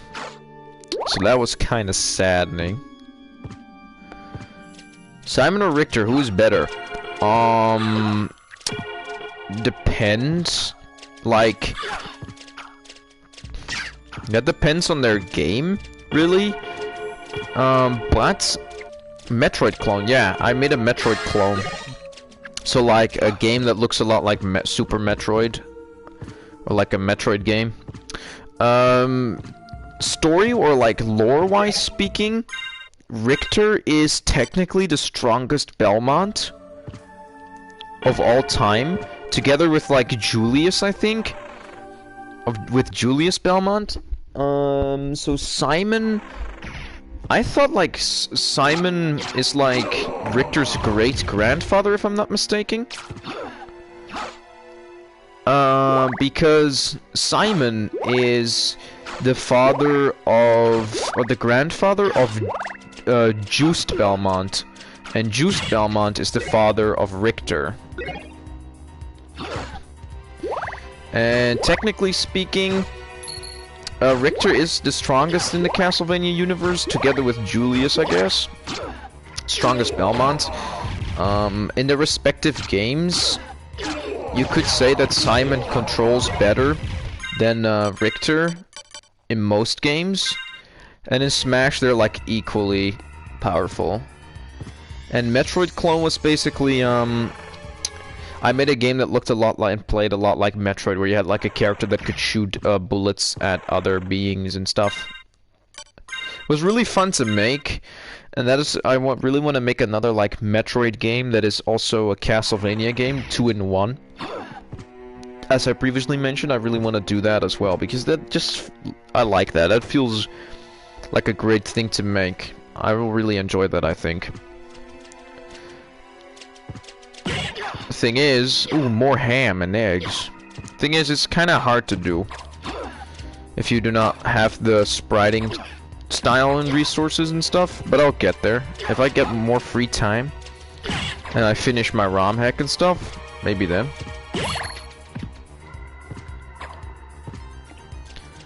Made this game from scratch, yeah. I made this game from scratch. Our school gave us a Java library with a lot of stuff in it, but we had to add the sprites and the code for the game ourselves. Or like the sprites, we got them from a open source website where you could just grab them from the internet. And we can double jump now, by the way. The music, we also got it from that place. And there's this nice little program that we also used for the sound effects. It just randomly generates a sound effect for you. And I randomly generated a couple, and then I used them in the game. The problem is, though, is normally that project would have been a thing you would do in a duo. You would do with 2 people, but my teammate in my duo, he did nothing. So that was why we never, like, got everything settled, everything's sorted out. That's why I failed that subject, because of him being a little asshole. That's really saddening. Ah, I made a trashy game with Scratch. Oh, with Scratch. Oh, there's actually a program from Scratch with Scratch in school. I made before I made like. Before I went to program, or a long while ago, I made a video game in Game Maker. A game that I've recently started watching on YouTube is Phoenix Wright Ace Attorney, and I didn't laugh that much in months. I have played through the Ace Attorney games, or I've seen like most cases. I've watched the anime. There's an anime of it, but I haven't played that much myself. There's still a lot I need to play. God damn it, just allow me to go up here. Damn. Oh, sorry to hear. It's no biggie, really. I've been trying to, like, rearrange stuff. I can try again, of course. It's not that big of a big deal, though I'm still annoyed that I tried again, and I heard that it still wasn't good enough. Even though the feedback, like, that the professor gave me, it's like anime core. Yeah, it's actual anime core true. The feedback that the professor gave me on that game of mine and the stuff that was still missing, it was kind of stupid, because he told me, like, yeah, do this and that, and then you will basically, you will pass. Not by much, but you will pass. And so I did that, and then he's like, no, it's still not good enough. You still need to do this. And that annoyed me.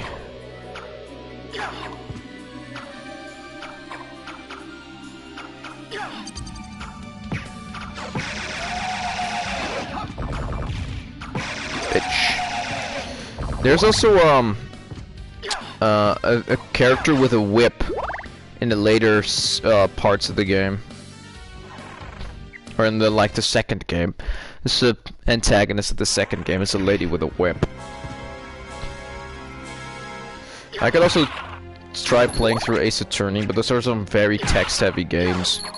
And at the moment, I do not have the time to record Let's Plays of Phoenix Wright. Or of Ace Attorney. I would really like to finish those games, though. I've started playing them. Mistfall Karma, exactly. He is, He's already there, it seems. No, I do not wish to save. What I wish to do is go to the elevator here, because we need to go to the Coliseum. We need to go to the arena. We need to do ourselves some business there. We need to fight. Fight against some enemies, some foes. Actually, fourth person joined. Hello there, welcome to the stream. Daughter from Manfred from Karma. Yeah, I like those games a lot.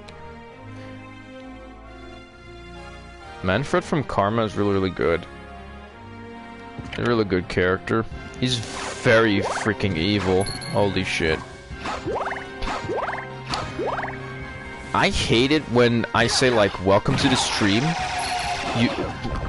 Every single time I've said welcome to the stream, when I saw the number of viewers go up, people instantly leave. And I'm like...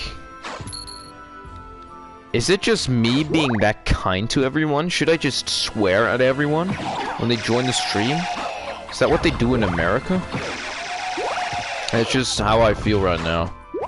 I'm showing hospitality, welcoming you to the stream, and they're like, oh no! Interaction with the streamer. Let's get out of here. I got a Basilar. That weapon sucks.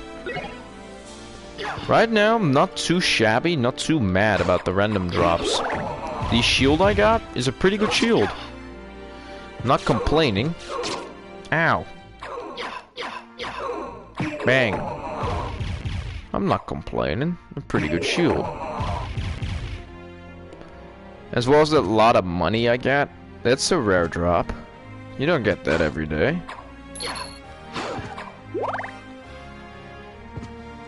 Hello there, I'm a completely random person. Oh hey, and welcome to the stream, sup manyan. How you doing? If you don't mind, I'll actually take a sip of this drink right here. Because my throat's getting a little bit dry, a little bit sore. I should actually find a chair for Alucard to sit on. But no.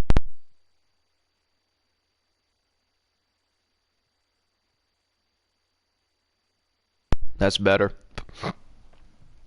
Did you actually know that Alucard can fall asleep on a chair in this game? Castlevania Symphony of the Night is one of those games that is both detailed in it. Oh wow, another axe. It's really detailed in its art, like in its presentation, as you can see. Look at the pixel art in this game, it's beautiful. But it also has these little Easter eggs and stuff. Like for an example, just as I mentioned, if you sit on a chair with Alucard, you will fall asleep. And I find that such a interesting and such a little cute detail. It's so adorable. Ah! Damn it. I can't get up there. Ah! Ow. Oh no. This rejected version of Barbie, dude. Get out of here.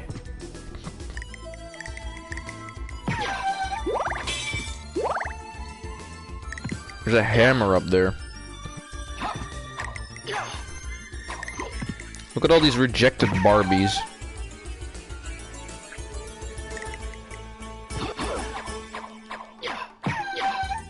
Ah! Ooh! We got the spirit orb here. Now we can look at how much damage we deal.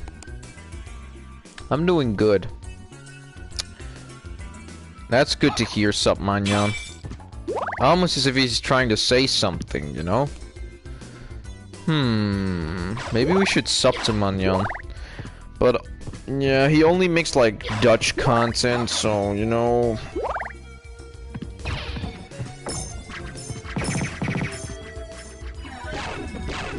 Look at the holy water in there. Holy water in this game is busted.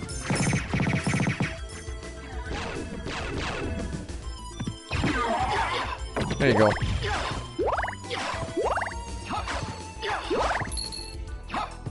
Look at the karate kick that Alucard does. Bang. We're gonna open up a shortcut right here in a bit. Critical hit, let's go. I think it's critical hits we get because Alucard is in luck mode. That's why we did so. That's why we two-shot the doppelganger in the boss fight. It's because Alucard has so much luck that he will do critical hits occasionally. That's, I think, what happens. Anti-venom. Honestly, that's an overstatement. I don't really do anything at all. That's true. You're lazy. Meanwhile, I'll be here on Halloween streaming to create more content. I'm also doing this because I like to stream, and I kind of wanted to play Castlevania Symphony of the Night again. And Halloween is a good excuse for that. Still, though,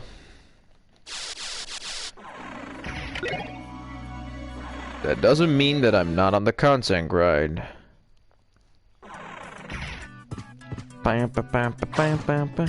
Also, when we get to the Colosseum, there will be an absolute banger of a song there.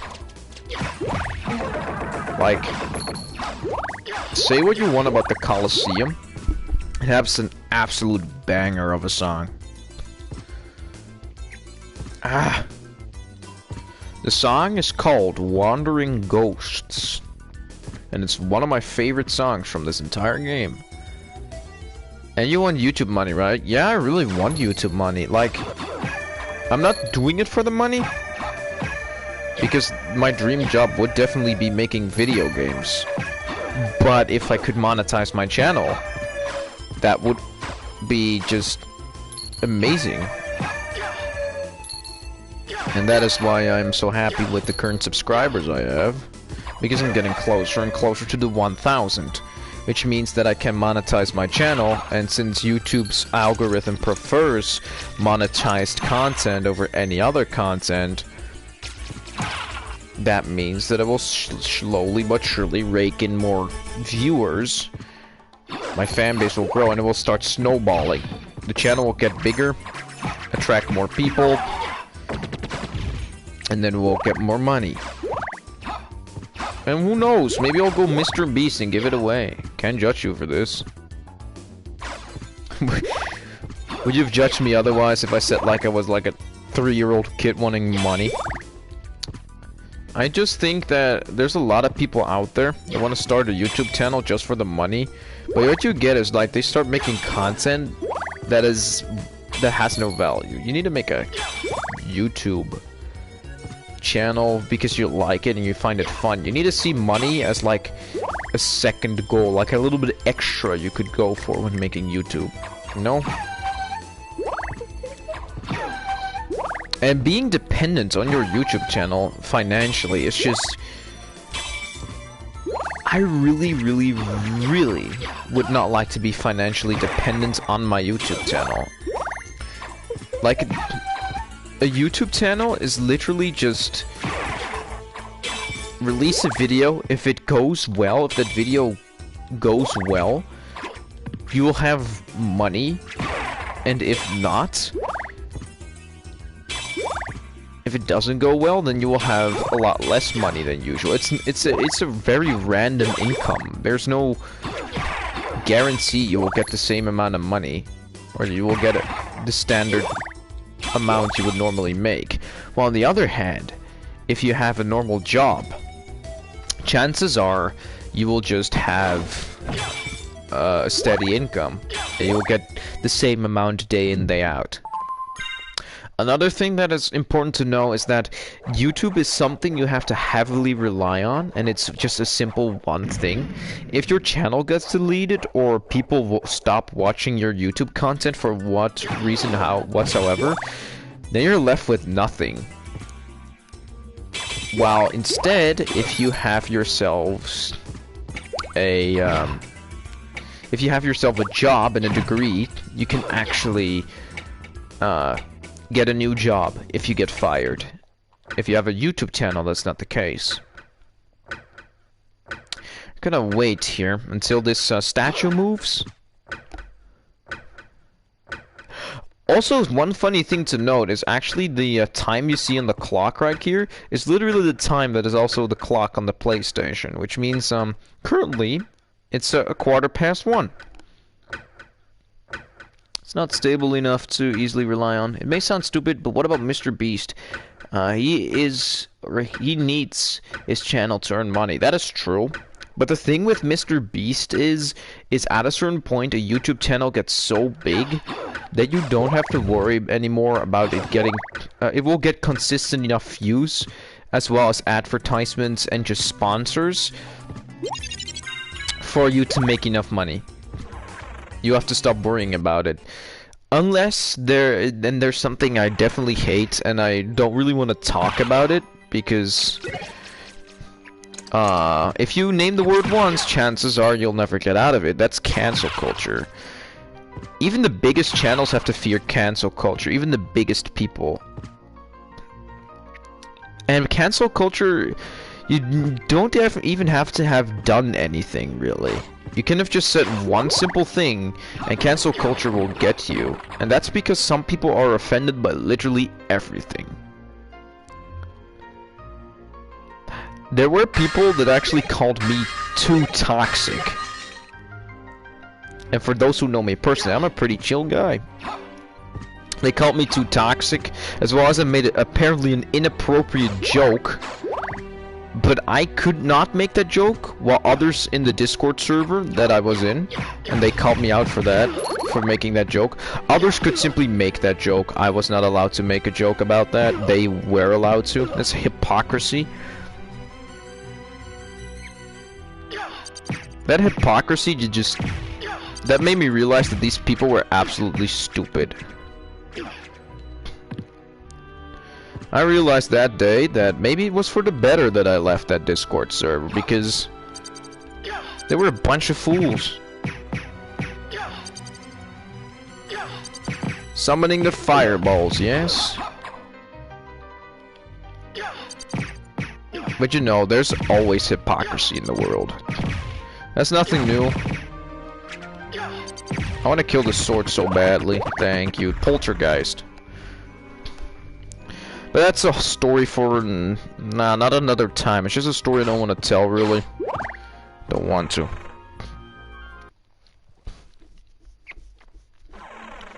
I could be complaining about why I should have left and what I didn't like and stuff like that, but... I could also just here be playing the game and talking to you guys. I like you guys a lot more. Oh, Nakamura. What's that for sword? Never got a Nakamura in my original playthrough. It's a bad sword. Honestly, cancel culture is just a joke if you ask me. I don't really take this seriously. I do, because I've seen some really big content creators get affected by it.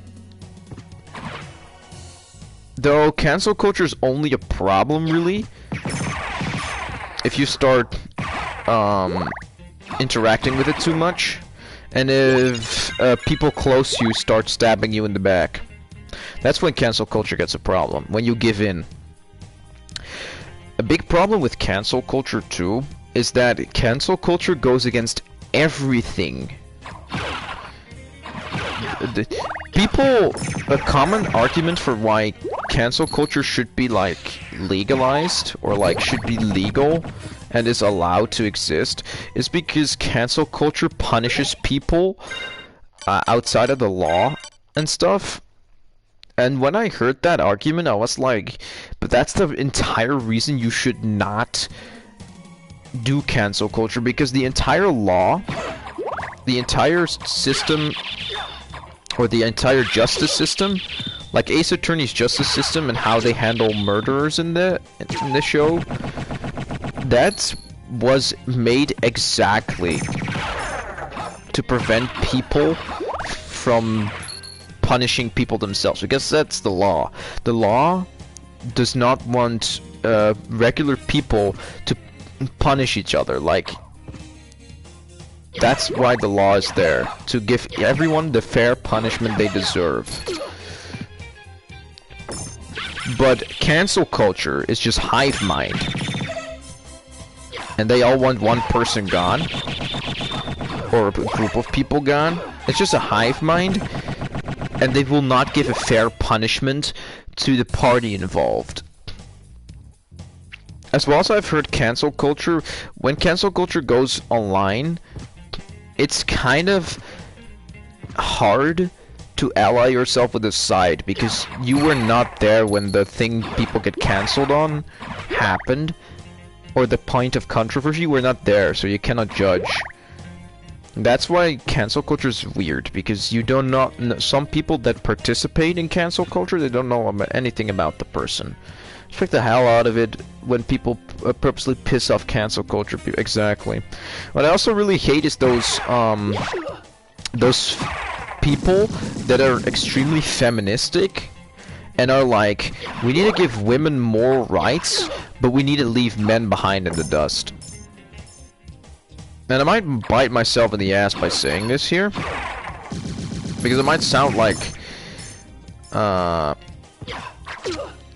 I'm not respecting women enough, but the thing I just want to say is that there are people out there that claim there was this video on YouTube, and they went over. There was someone who asked a feminist, "Can a woman do anything a man can do?" And she said yes. But then the person asked them, can a man do everything a woman can do? And then they said no. And that is yeah, that means physically speaking, like biologically speaking, women and men are just built different. They're different in a way.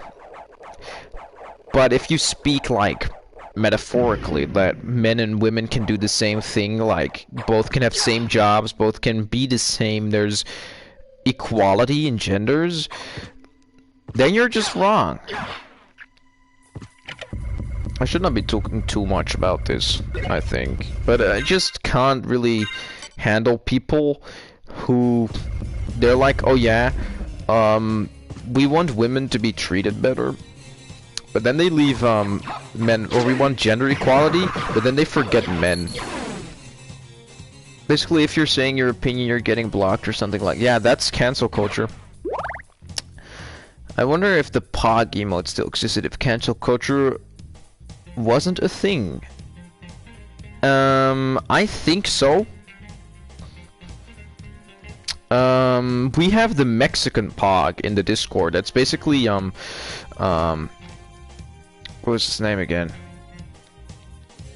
It was El Ricitas. May he rest in peace. Pogging, and it's a really nice emote.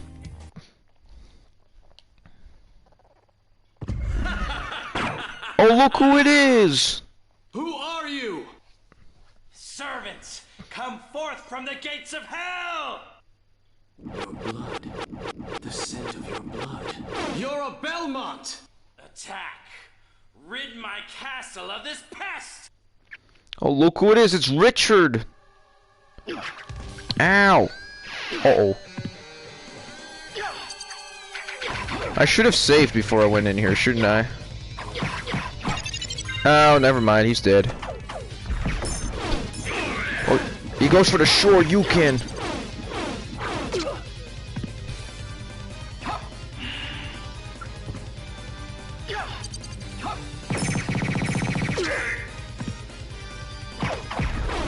And he's dead.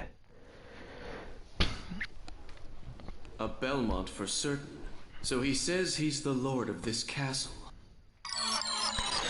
That was Richter for a brief second. Richter's probably my favorite Belmont. I'm still unsure which Belmont is my favorite. There are two very cool Belmonts. There's Leon Belmont, and then there's Richter. Both are pretty cool Belmonts. I haven't decided, but I just think that Richter is probably my favorite. He appears in more games as well, so there's a reason to why I like him more.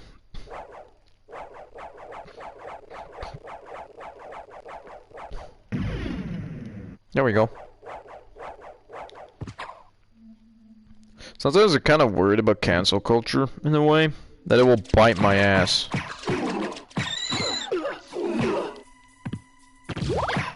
So I'm always a bit on the lookout, you know? Because there are a lot of fools walking around, and if these fools just if they're not careful with me, and they're not like making sure that I can do good shit, then I have to do it for them. This guy's dangerous as shit, by the way. So Gravekeeper's an old man, but a very dangerous kung fu old man. Also, if we kill the Owl Lord's owl, I've done it twice now. If we kill the Owl Lord's owl, we make him sad. I'm sorry, Peter. Are you gonna cancel Castlevania Symphony of the Night as well now? Huh? Because we killed an owl in this game? Did you hear that, PETA was mad at Far Cry 6 for having this, minigame where you can have roosters fight each other? I found that fucking hilarious. PETA is one of those, like, organizations that is annoyed by literally anything. Doesn't help, by the way, that there's a lot of other games where a lot more gruesome stuff happens. Nobody turns an eye. Is that a mosquito? If that thing comes too close... Mosquitoes are just vampires in disguise. Also, we gained the ability of mist. Look at this. We can pass through walls. Or through gates. Hey, 400 gold. Nice. $400. So now what we're gonna do is we're gonna go back to the library. Because in the library, we're gonna teleport to the library. In the library, we can now get access to the Soul of Bat, which allows us to transform into a bat.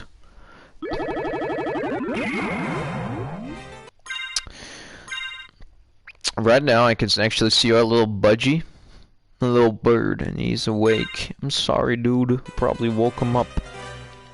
I feel bad about it now. Sorry, Luigi. His name is Luigi. I'm sorry, Luigi. I'm sorry, dude. I feel bad now.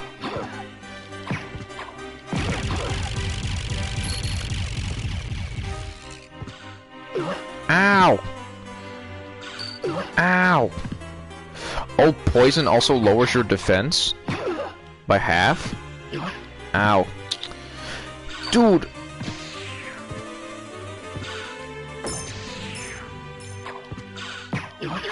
Oh my fucking god.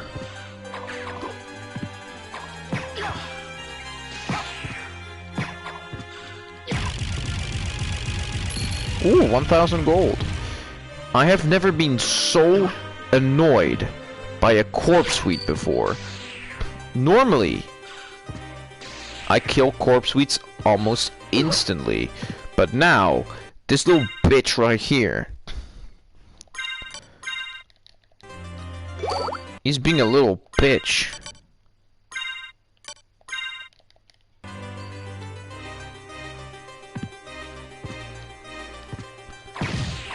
There you go, little shit. Now I know that there's a save point here, so I'm not making, not too worried. But I've never been annoyed by that same corpse suite so much.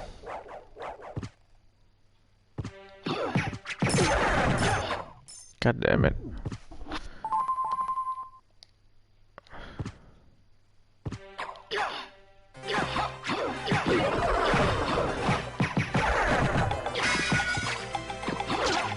Do not get hit by the axe.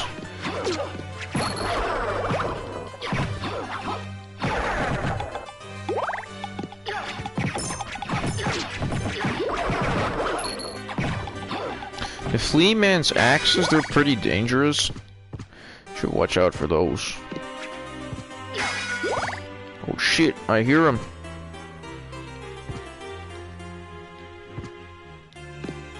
Ah! We're actually going to the boss. Screw these Flea Men. Come on. Come on. Go into the boss room with me then. You can't, huh?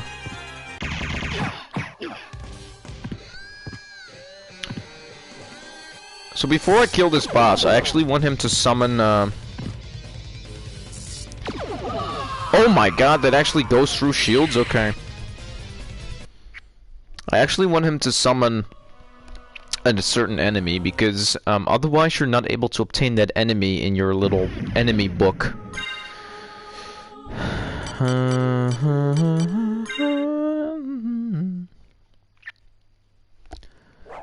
Freaking great. I haven't died in a while as well.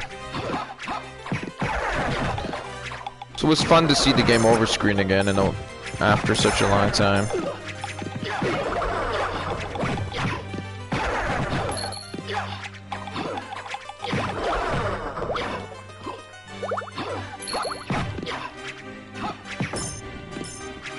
Run! Book it! And everyone in the chat that went to sleep. Ah! Summon. Can you summon, please? Summon the Mud Man.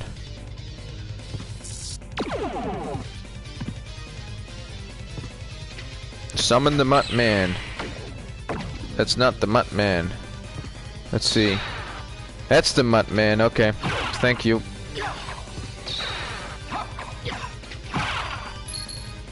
Stop summoning the Mutt Man.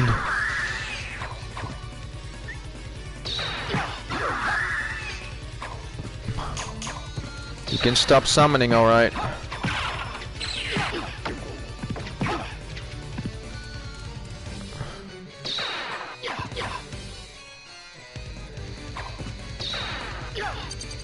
Get him, Fireball.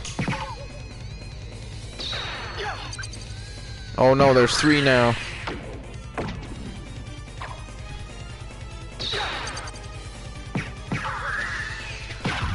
There you go, they're all dead. Never saw the FE3 house, FE Farm of 3 Houses game over screen? Never seen that one too. That's because I played on the easy mode. And on casual mode. Permadeath in Fire Emblem is like something I do not really like. I barely play Fire Emblem games on classic mode, and if I do, then it's games that force you to play classic mode. Wir haben jetzt eine Frankfurter gekriegen, ja.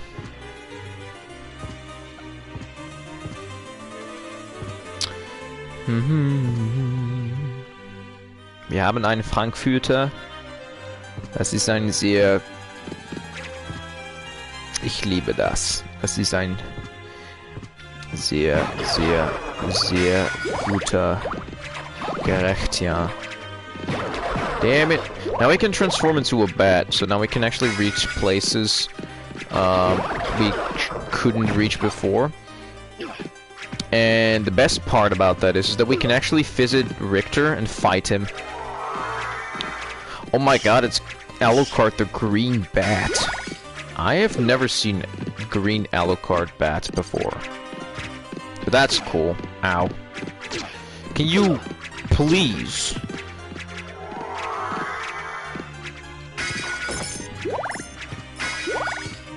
They were all ganging up on me. Oh, the stone mask! For all of you JoJo fans out there, it's the stone mask. It's a reference to JoJo's Bizarre Adventure. Now, as I previously mentioned, Alucard can sit down, and he can actually fall asleep in this chair. So we're gonna show that off. I'm gonna drink something real quick. You have me now. You can talk to me now without me being distracted, so go ahead.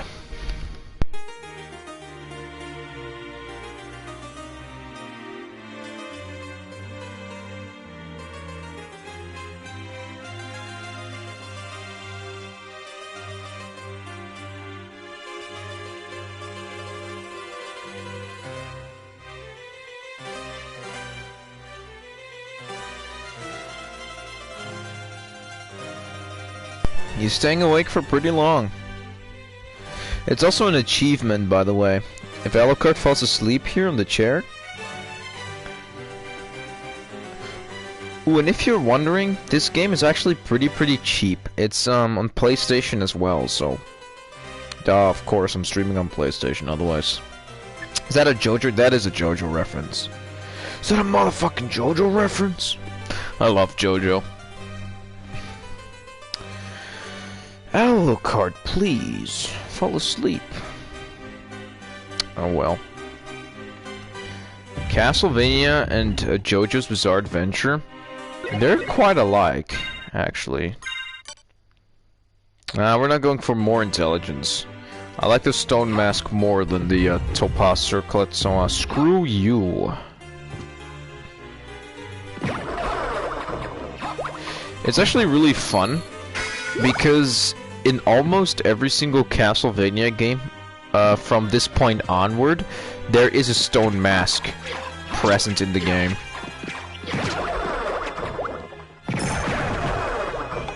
As well as in Castlevania Aria of Sorrow, there's a soul or a power that the main character can equip in that game.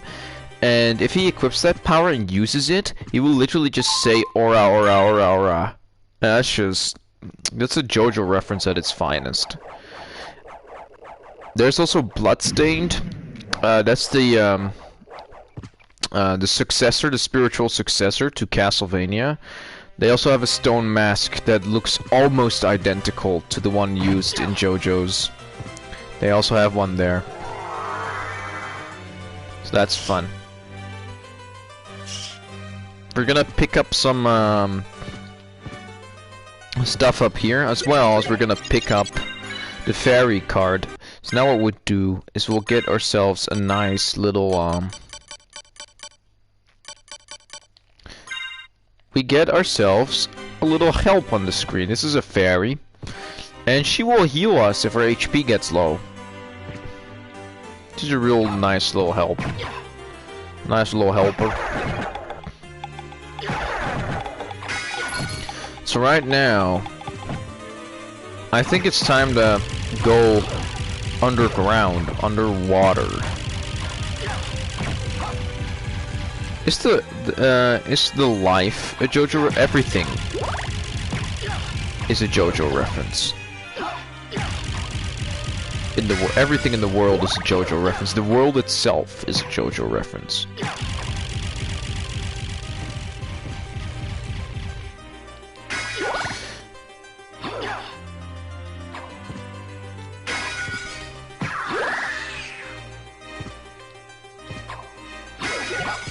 I also saw that Resident Evil was like 10 or like no 5 euros on the PlayStation Store. And I kind of want to play the first Resident Evil because it's a fun game. Might live stream that one day as well. Ever since I started playing The Last of Us, I started enjoying like games like Resident Evil a lot more as well. Like games where you also have a chance to fight back against whatever is trying to kill you. That's just that's just perfect.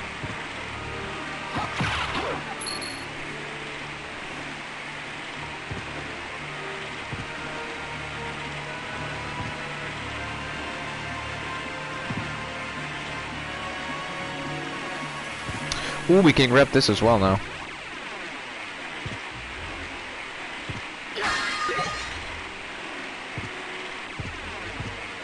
Yes, Resi's nice. I haven't played it myself, though, sadly. The games look really nice. And really fun as well. Sadly, haven't played. It's a damn shame. I do watch Mangs. That's exactly, yeah. I already thought, like, should I bring Mangs up? Mangs is probably my favorite Fire Emblem content creator on the platform. Now that you've mentioned Mangs, that makes it so much easier to talk about him. I was like, should I bring up Mangs? Because he was the reason I talked about Resi was also because Mangs started playing Resi 1, and I was like, I kind of want to stream. You know, when Mangs streams something, do not get me wrong, I do not want to. I don't want to like go about talking about Mangs. Like, I do not steal his content or something, but I like him. And I also like wanted to stream Resi once I saw him stream Resi. And that was what reminded me to take a look after Resi if the game was off or not.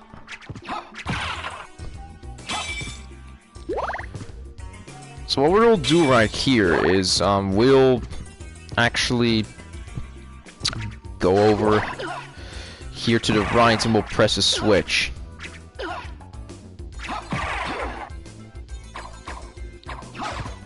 Yeah, I do watch Mangs. He's fun. I like him. Where's content? Yeah, I like his content. Yes. Now that we've pressed this switch, some gates will open in the floor, like the red gates you saw previously. We walked over them. They opened up, so now we can go through there. I'm still hoping one day that Mangs plays my ROM hack that I'm making.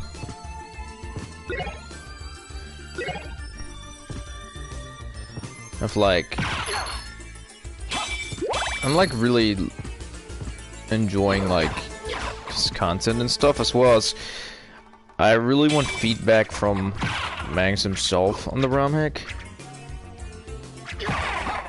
Sounds fun. Anyway, I like Iron. They're fun. Ironmans are nice. I've done one myself once, and they're pretty long, but they're also pretty fun. I've done them myself, but the ones that Mangs does, those are the funniest because there's also a lot of good memes there. And it's sad that I don't have such a big or that big of a community myself, because I would have Iron Man more frequently if that was the case. As well as I just don't frequently stream on PC because I usually stream with Game Master, and he does not stream on PC, he streams on PlayStation. I am a ROM hacker, yes. My channel is about gaming, but there's a lot of Fire Emblem Builder tutorials to make your own ROM hacks, as well as I'm currently making one myself, and it will be featured on FEE3 in a little showcase thingy.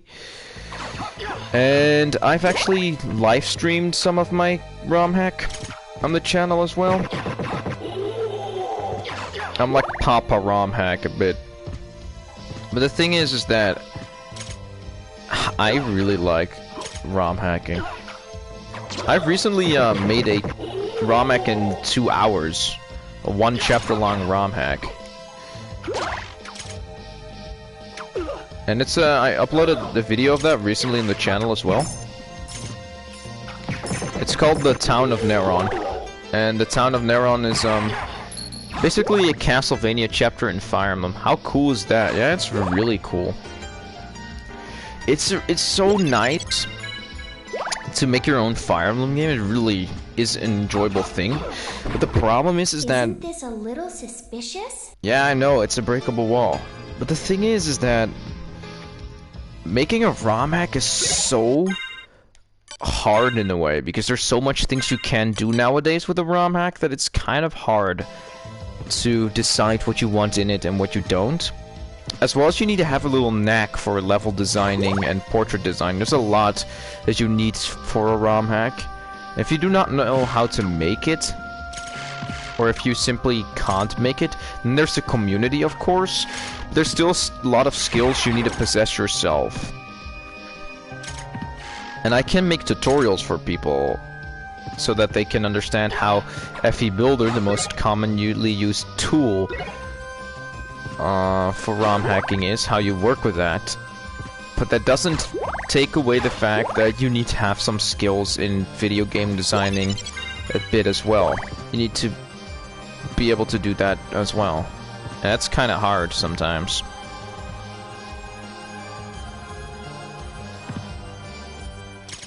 But it's really, really fun to get to make your own Fire Emblem hack. You basically get to make your own Fire Emblem game, in a way. And I really, really enjoy that. As well as I think it can make quite a decent chapter.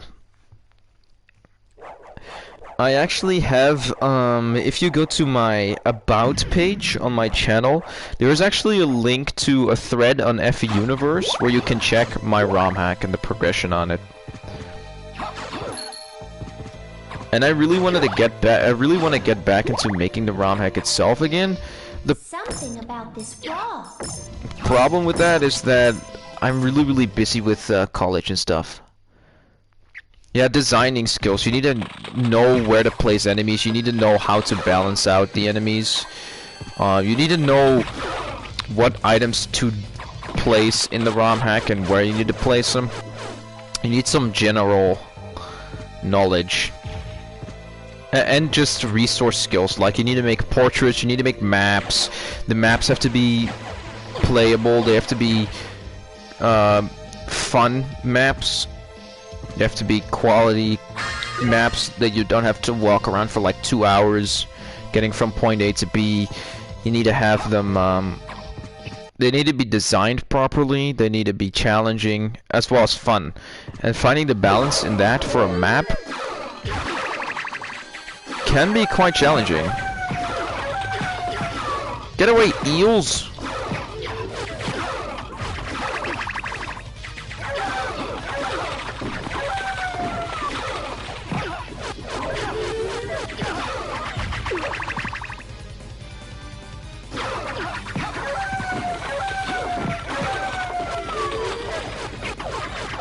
Get him!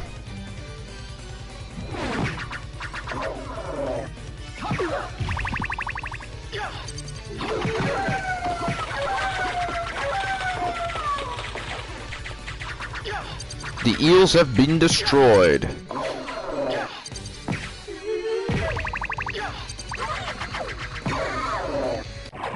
Oh, she's dead.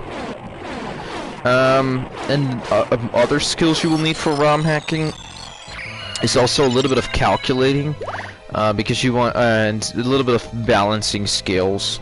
You need to know how to scale characters, how to balance them. Plus, an important thing you will need is asset making. You will need to have a little bit of a knack for like creating portraits, for creating story, because you're actually doing everything that would be in a base game. You're doing that all by yourself. You need to make everything but the engine and the code, which can be tough, but luckily there's a nice community on FE Universe and also on Serenus Forest that will help you out. They even provide you free-to-use resources.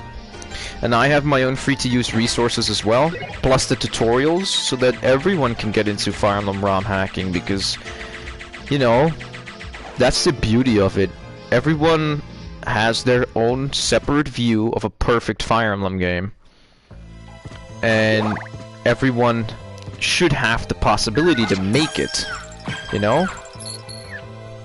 That's the beauty of ROM hacking. It sounds like you could do everything. You can actually do everything. I can interpret this question in two ways, by the way. If you're talking about that you can make anything with Fire Emblem hacking, then yes, that is possible. There's someone who made a Pokemon hack. It's Vesely. Vesely's a great dude, by the way. He made a Pokemon hack in Fire Emblem where you go catch other Pokemon, but in the Fire Emblem engine. If you were talking about me being able to provide all the assets, then yeah, I've been able up to this point to provide everything for the ROM hack myself, but music. Is my hack good? Well, this is kind of hard because I don't want to brag, but I have seen other hacks out there. I've tried to level myself with other hacks, and maybe that's kind of foolish to do. But I think that my hack is of decent quality. I've playtested it a lot and approached it from many different angles. when a Fire Emblem hack is good when it's tested properly, and when the player can approach the hack in many different ways, as well as it looks visually okay. There's no weird stuff happening on screen with like portraits and stuff. Like the presentation is good, the music isn't bugging out, the maps are decent, they're not too big. The gameplay is challenging but fair, or good but fair, because challenging and good gameplay are not always the same. Then yeah, I would say that that makes a good hack, and my hack kind of has all of that. It has maps that are not too big, it has some really good music, although that was music mostly provided by the community. I have put some ROMs or like some songs in there myself that I found on the internet, but mostly it's stuff from the community. And aside from that, I've done all the portraits myself, and I think they look pretty nice. I've never heard complaints that they were ugly. My gameplay is good. Or I think at least my gameplay is good. My units look good. Portraits, are you an artist? Well, respect. Well, that's the thing, I'm not really an artist per se. There's this tool that allows you to combine the face, a hair piece, and the armor piece of a character. You can mix them up and make a unique character with that, or somewhat unique character. And it's kinda hard to make portraits from scratch. I've never done that really. Is that you? Because that is too hard. But I have combined elements of already existing characters and added like talking and blinking frames. It's all right. So it's not completely fair to say that I'm... The respect is not completely fair in that aspect. I won't let this happen. I wish I were an artist. I'm practicing. I'm trying to become an artist, a pixel artist, and both like a normal artist. Yes, Mother. But it takes time. Humans. You cannot live with them. You can only hate them. Also, this is a dream, a nightmare that Alucard has, This is such a hard life. based on a past Release event. them from their pain. Alucard was there The ones when who killed me. when his Wasn't mother like got this. burned alive Alucard, what's wrong? My mother as a never witch, said such a thing. because she was What do you accused of mean? witchcraft. I am your mother. So Do as I say. Release them. Kill them. No, Alucard you are not my mother. What kind of demon Alucard are you? actually turned to the good side partially because his mother told him. I like that. Alucard sort of learned from his mother to become good towards the humans, to not hate them, to side with humanity instead of Dracula. And now we're fighting the succubus. One advantage we have in this fight is the fact that there's only one enemy, and that we can actually use the fireball. Also about the Fire Emblem hack,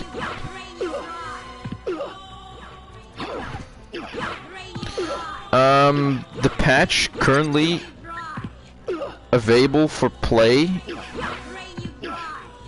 Can you please? Thank you, fairy.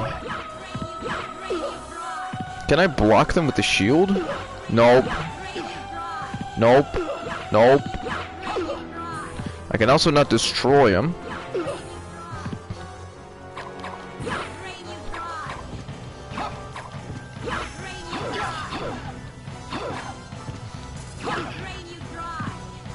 Never had so much trouble with the succubus fight. The patch that's currently available on FE Universe for people to play, that one is heavily outdated. I need to update the patch, but I haven't had the time to do that yet.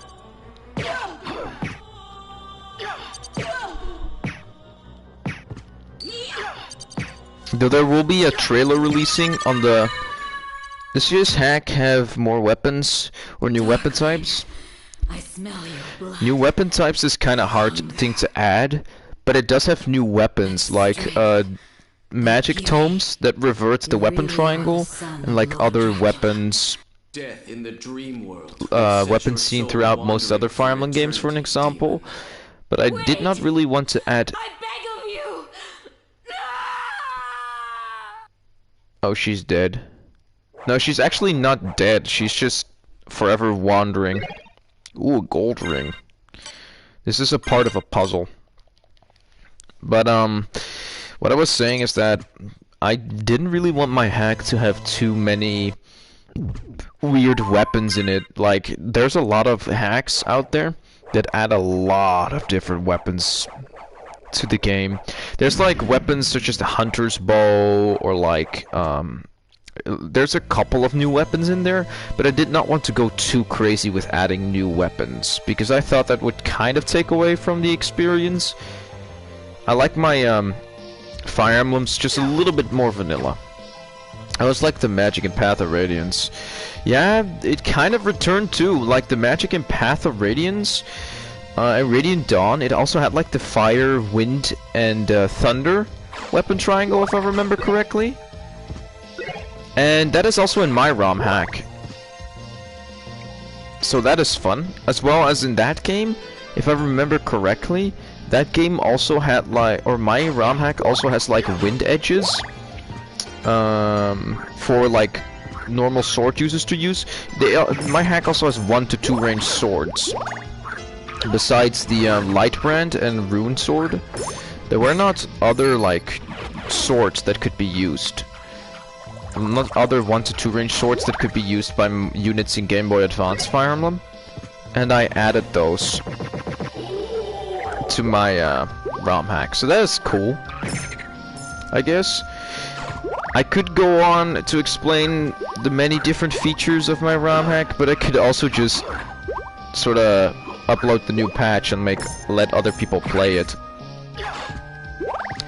I'm really proud of the hack, because I feel like I have definitely made something good, something that is of decent quality and that is kind of, you know, fun from a gameplay perspective, because I've seen some hacks in really old stages that were kind of rough, too rough around the edges, that need a lot more fine-tuning, and I'm far beyond the point of fine-tuning. It's just that I can basically move on, but I don't have the time to do that. Basically what I'm trying to say is that I'm past the beginner mode with the hack. I'm past beginner. I've like transcended to like mediocre hacker. I've also like what I mentioned, I was talking about that I have created a hack in 2 hours. That was something that Vesely hosted on FE Universe, a little event. And that event was like about making a hack in 1 hour or 2 hours. I didn't know you can hack Fire Emblem. You can actually with a simple tool. It's only Game Boy Advance, or you can hack other games, but it's mostly just Fire Emblem Game Boy Advanced. You can hack that with a very simple tool, and you can make some really cool stuff with it. There's a lot of people making really good ROM hacks out there. There's also people demaking existing Fire Emblem games. Like there's someone demaking Fire Emblem Echoes into a Game Boy game, or in a Game Boy Advanced Fire Emblem game, and it's probably the best, if not one of the best, if not the best ROM hack out there. Like hands down.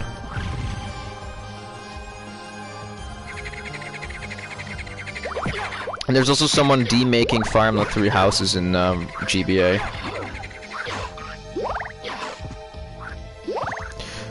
But I was also talking about the fact that there was this person who like hosted events, which allowed you, or which was basically the premise of that was make a Fire Emblem hack within 1 or 2 hours. And I've heard that my hack was pretty good. The hacks that I made for that, they were pretty good. I've had some really positive feedback about it, so that was nice. So at least I don't suck at making hacks. We're just waiting for this little monkey here to throw the barrel onto this on these planks. Like this. Are you the tool maker? I am not the tool maker. The hacking tool maker goes by the name of 7743. And he's really skilled at that. I just make tutorials. I wish I could make a Fire Emblem ROM hacking tool. I've thought about, because there's no ROM hacking tool for a mobile phone, I was like, maybe I should make a ROM hacking tool for the mobile phone users out there. But then I realized that I don't know how to open a ROM in hack in 2 hours. That's fascinating. It is, yeah. I've also uploaded a video about that on my channel right here. It basically, I set a timer. That was the goal. Set a timer. And what you have to do is you have to spend 2 hours trying to make a ROM hack.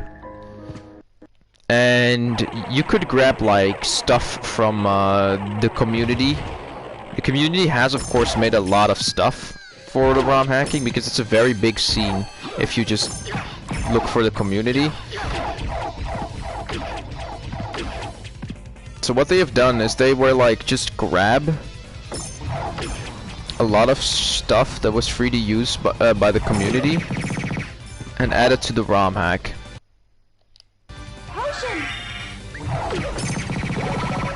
The fairy right here giving me the healing potion.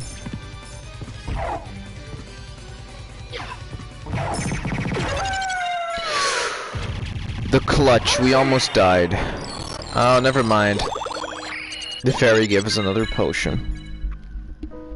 We good. There we go. So now we're making our way down to the catacombs.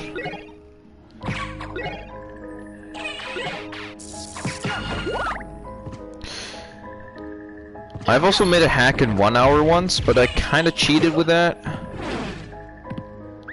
I did spend a little bit longer than 1 hour on that hack. Still, the end result was pretty decent.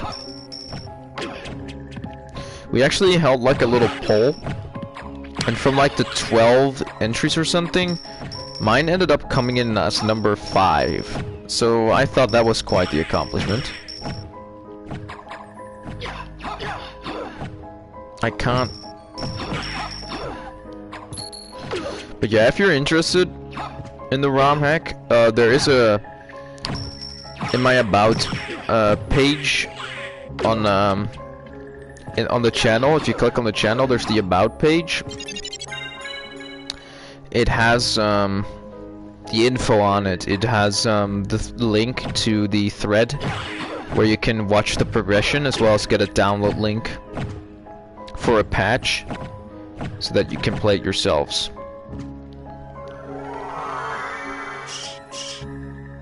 Move! Holy gal, I need to get myself up there.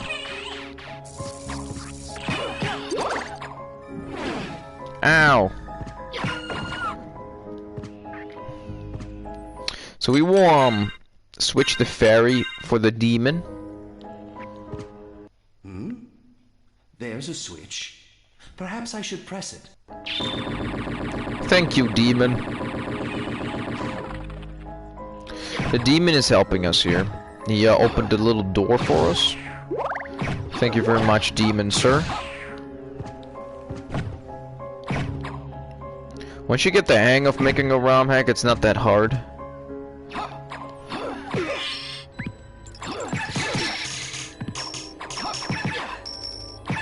It's a naked girl on a flower. Uh oh. I could actually die here. Turfing. This is a pretty powerful sword.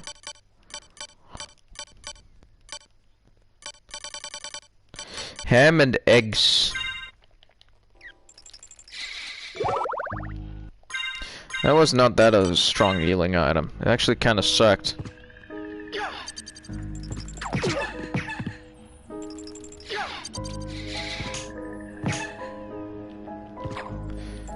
Dude, do something!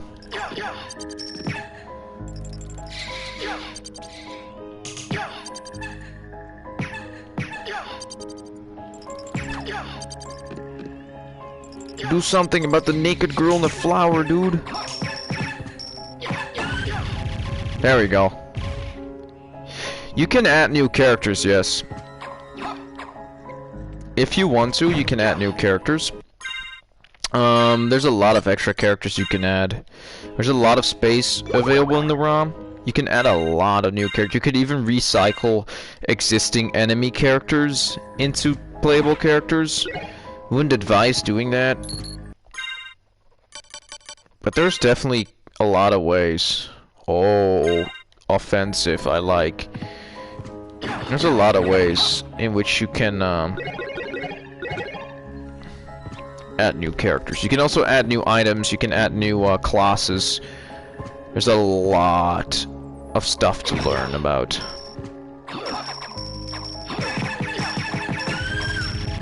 And there we go, there goes the naked girl in the plant, the Venus weed. This game could get you demonetized. Those light green thorn weeds, those light green plants, they can actually spawn corpse weeds. If one is not careful and kills them quick enough. They spawn a thorn weed. And if there's one thing I don't like, it's thorn weeds. It might be thinking like, XP, why don't you like thorn weeds? Well, you've seen that in the library. Those bitches drain your HP.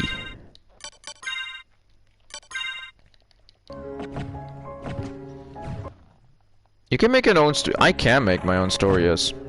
You can make your own story. You can, because your own story, you kinda have to make that by changing up events and stuff. You can do that.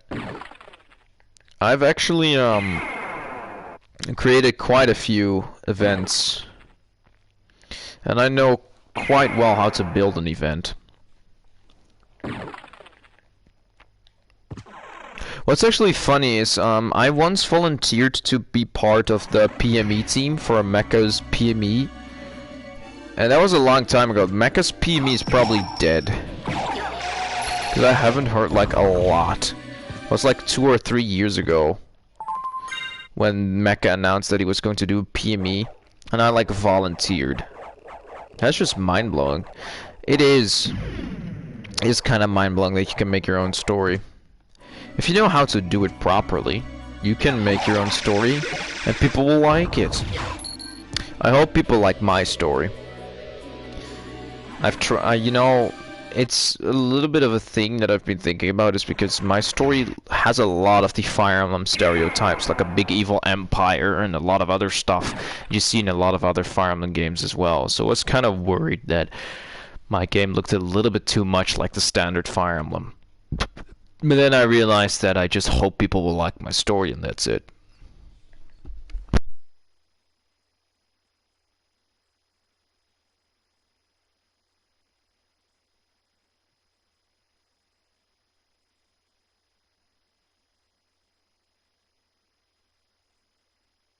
I have to drink something here, because otherwise my throat's gonna die.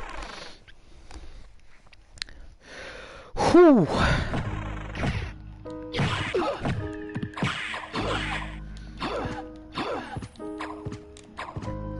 Yeah, this is a big issue. A dying throat. Ooh, it's a I should grab these toadstools, because they heal you. And you can never go wrong with a little bit of extra healing, you know? Go karma coin and a combat knife. Stereotypes aren't bad. Well, you know, I'm kind of worried that my game is just a little bit too much like Fire Emblem and the Sacred Stones, because the plot starts out the same way. I'm afraid my game ends up being too generic, and the story not so special. Do you have archetypes? I do. I have the, of course, the Jagan archetype, the Seth type, or the Oify kind of type, where you have like a Jagan that doesn't fall off. I do not have Christmas Cavaliers. I do have a Camus in the story. I do have a what more do I do have an Athos character at the end, a super buff character that will help you progress through the final parts of the game. I have one planned for that role. I have a Manicheet, a lot of standard Fire Emblem stuff. Thing is that the early part of my game is just really, like, chapters 1 until 8 are just basically a different version or a recolored version of Sacred Stone's story. Only when you get to chapter 8 will the chapters, or like the story, take a drastically different turn. Well, it's not completely fair to say that. But the story will get a little more original once chapter 8 comes around. That's what I wanted to say. These gremlins. Oh my god. No, the fairy just screams no when you die. I never heard that. That's funny. Or it's actually kind of cute. But yeah, I do have archetypes.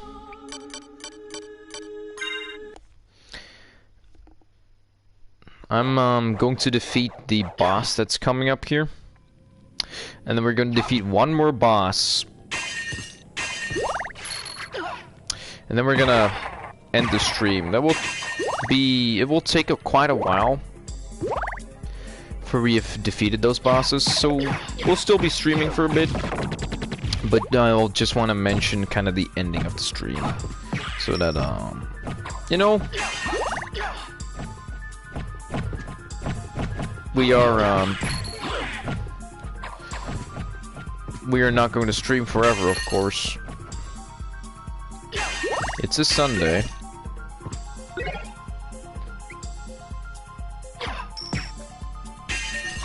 Technically, it's Monday now. Original I do. All characters in the story are completely original, except for Tiki. I've made I made a unique Tiki portrait for Game Boy Advanced. And this is not Tiki. This was baby Tiki, basically. Tiki that was even younger than Shadow Dragon Tiki. Baby Tiki. I've made a baby Tiki portrait. She's part of the game. I want to implement her or like her in the game as well.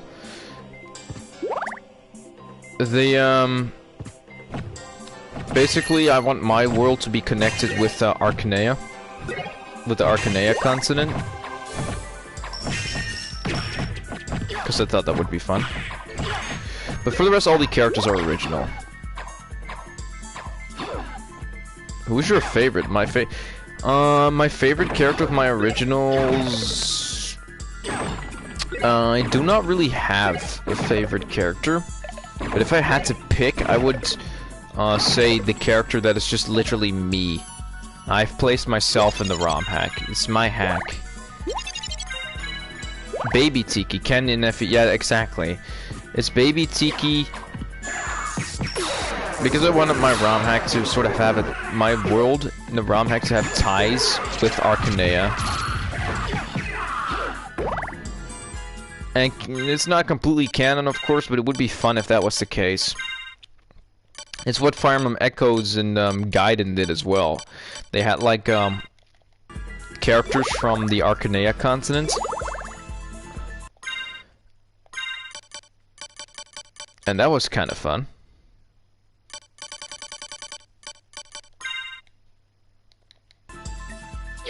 I really enjoyed that.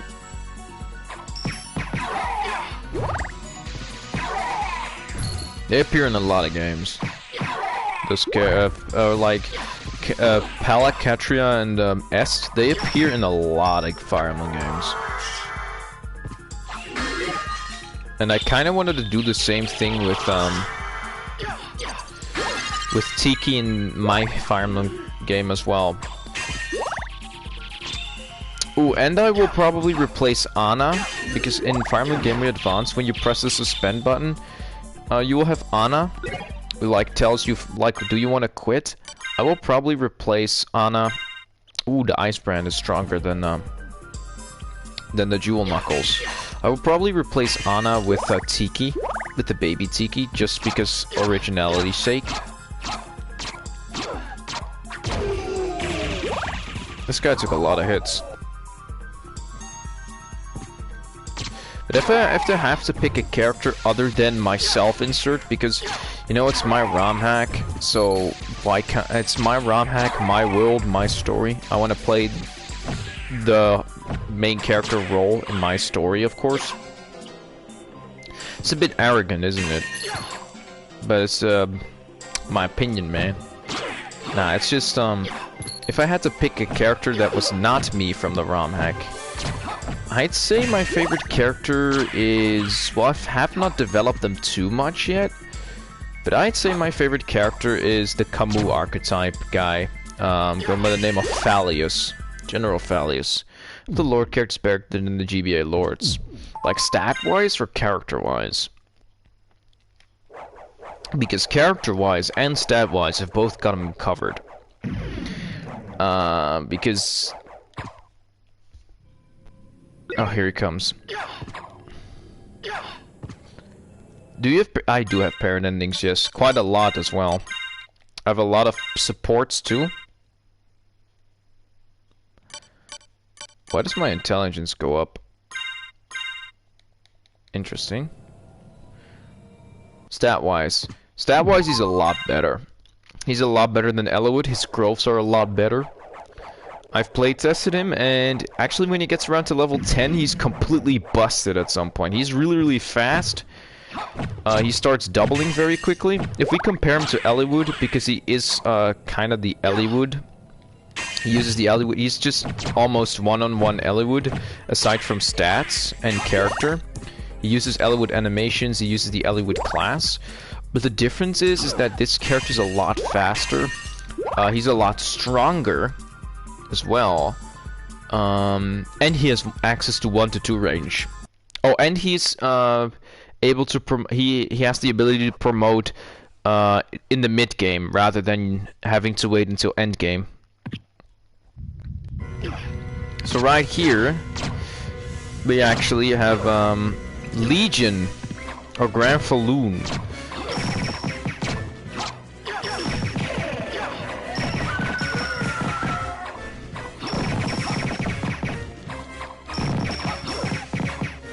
And Grand Falloon is a bitch.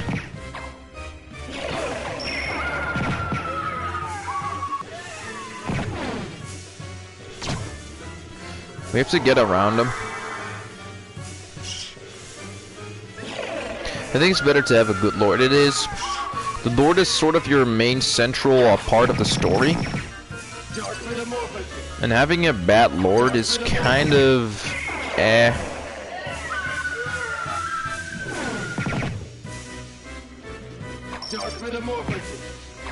Do I have a magic missile? Actually, do I have a magic missile? We could also use this. We could also use the power of Sire to make this boss fight a joke.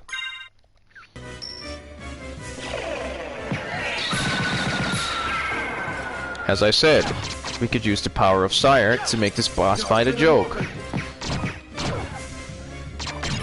There you go. The lord in the game is pretty good stat-wise. I do have multiple lords, by the way. I have 2 main lords, like an Erica Ephraim thing going on, but I also have like minor lords that do not cause a game over, but they are, technically speaking, they are inheritors to the throne. It's like having a Fire Emblem 4 situation with like multiple noble houses and multiple heirs to the noble houses. That's kind of what I have going on as well in the story. But instead of them being noble houses, most of them are straight up just lords of a kingdom. Of an entire nation. They're crown princes. And princesses to an entire nation. It's a Mormagil. Now the Mormagil is pretty Strong against holy. It would be fun if we wanted to kill Richter, but we're not going to kill Richter this stream. We're not even going to kill Richter anyway. Richter is a good guy. So why would we? We actually have to unravel a puzzle to not kill him and make him a good guy again. Like 3 houses with noble and commoner? Kind of that idea. There's characters that either belong to like a noble house or something. There's like these, there are multiple characters. Some have access to special weapons because they're like noble house characters and stuff. There's just a lot of characters that are royalty, and there's also a couple of characters that are commoners. And I kind of wanted to go for the FE4 aesthetic as well, for this like noble houses and stuff, because I always thought that was kind of fun. But I've only completed story up to chapter 3 at the moment, so I do need to add more of a split between nobles and commoners. Are nobles better than commoners? Depends on which noble you're talking about. Most nobles in this game, or my ROM hack, they have a unique weapon. Like there's a character with a 1-2 range sword with a bonus damage. There's a character with a Manikati. There's a character with a wolf bale. Yeah, most of them have like a personal weapon. Ooh, firebrand. What actually happens if I equip the firebrand and the icebrand? Nothing. Noble characters are like the crown princes and princesses. They do have like special weapons and advantages. Uh-oh. In a way.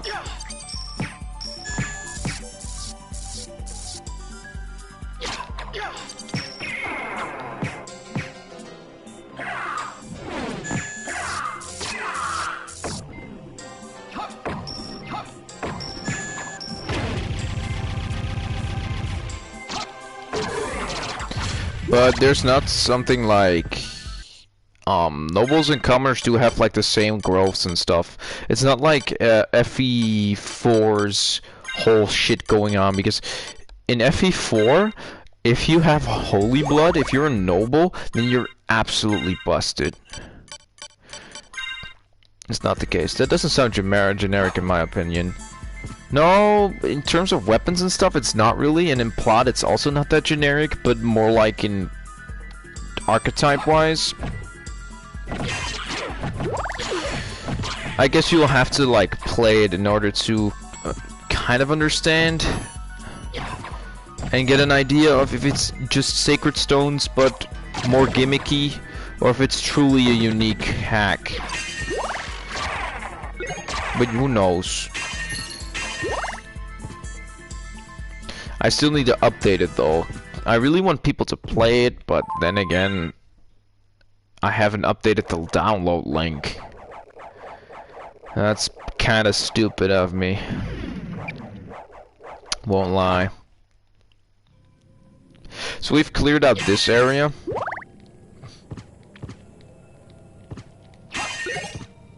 What we need to do now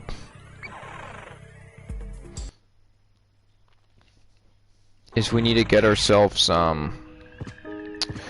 towards the clock tower, and we defeat one more boss, and after we do that, it's sadly time to sleep.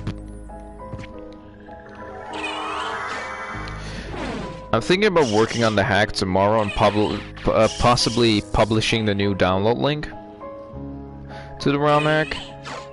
Think about doing that.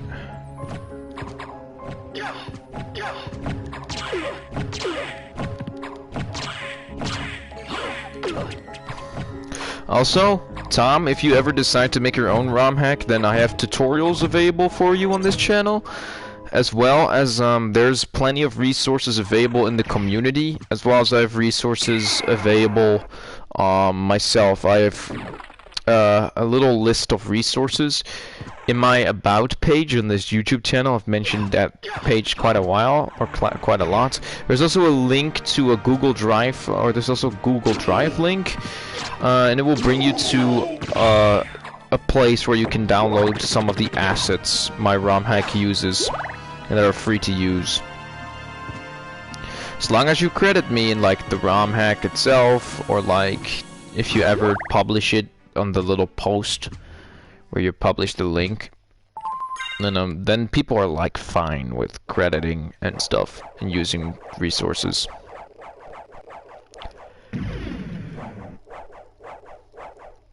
Oh boy. Oh, and if you were also interested in taking a look at the ROM hack itself, yeah, I need to update the download link, and I will mention the download link. It is the thread where the download link can be found is also on that about page. But what's also interesting is that on, I think, on Tuesday, so on the 2nd of November, in European time, like Central Amsterdam time, at 12 p.m. there will actually be at 12 in the afternoon, a showcase of my hack that I recorded myself will be posted on YouTube on the FE Universe channel. And you're actually able to watch me play the ROM hack there. It's a giant skull. It's Sans.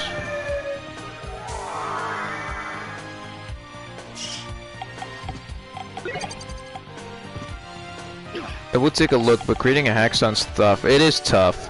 Requires a lot of time because you need to do everything yourselves. As well as if you're a one-man team, you need to provide music, you need to provide portraits, you need to think of a story, you need to write a story. You need to do a lot of stuff yourself, and it's kind of hard, you know? If you do not know how to do it. Shaman sealed, no thanks. Ice mail. The walk armor.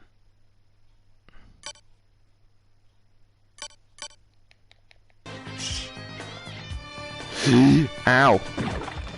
Oh no. Oh no. I'm getting flailed about by these guys. Oh no. It's a lot of work. It's tough, really, because you also have to take in not only you have to do all of the work on the hack, but you also have to make sure that people play it, or like people enjoy the hack. You need to make sure that people can find the hack. You almost need to do a little bit of advertising, you know. I actually do not have the fairy on, which... Wait, where is the fairy? Fairy, where are you? She disappeared, and I cannot find her. She's just gone. A goner. But you need to make aware that your hack is out there.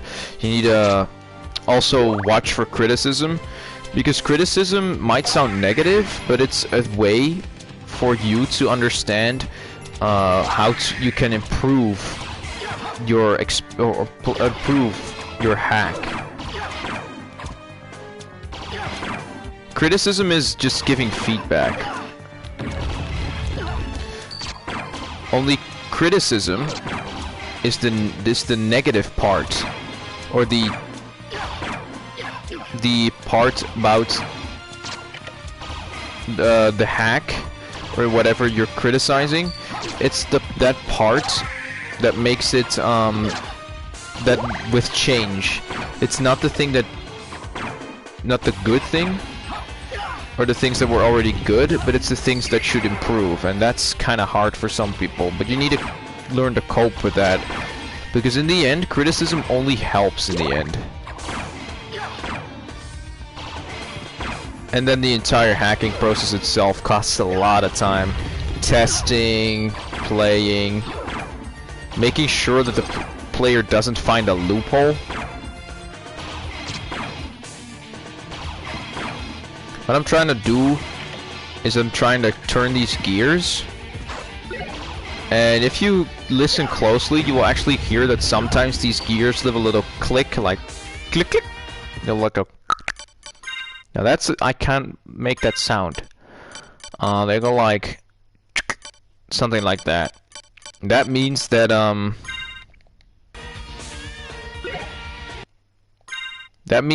actually the ticket or the that means that the what was it called again? I forgot what I was talking about. Or that the wheels that that they've moved in the correct position. It's a little puzzle.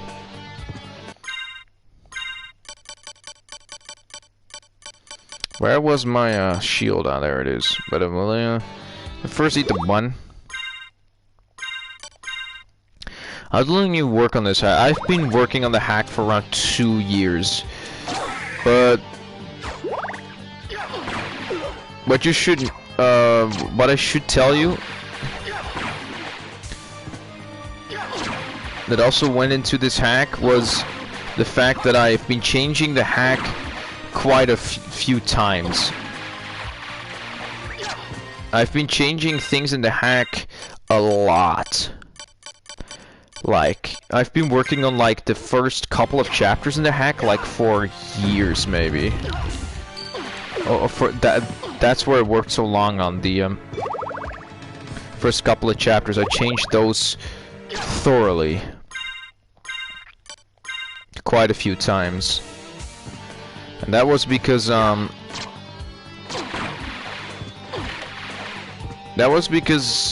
yeah, I just wasn't satisfied with them. As well as when I made them publicly released, I noticed that the writing was kind of shitty. As well as just I've been working on them for so incredibly long. Ow. Steel Helm, Gold Plate, and Star Flail. I'm sorry, Gold Helm, or like Steel Helm, but it's time to go. Gold Plate kind of sucks.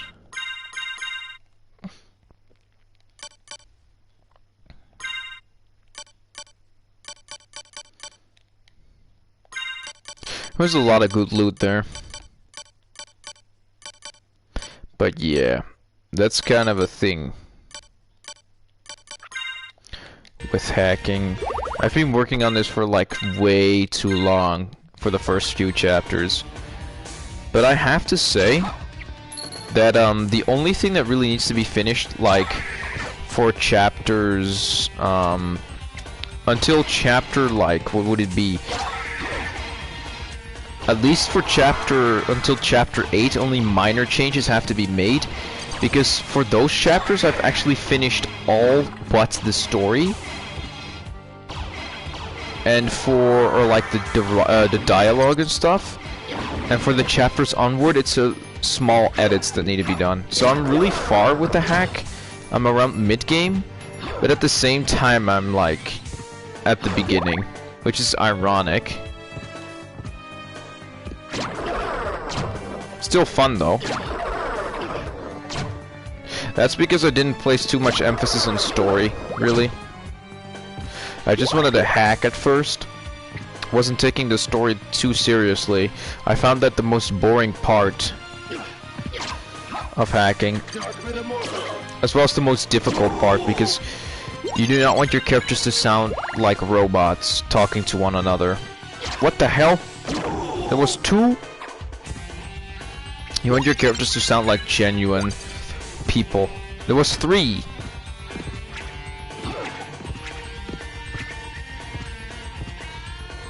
I can't fall through. Be gone, Fleeman. This song is also a banger, by the way. And speaking of bangers, I actually tried adding a lot of Castlevania Symphony of the Night songs to the ROM hack, but they just didn't sound right.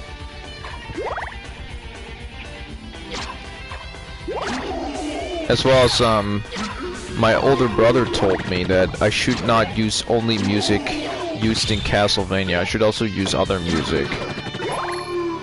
The Castlevania music is just good. He just doesn't know what he's talking about. Should just also use some Metroid music here and there, as well as some a Muramasa. That's a really good sword, actually.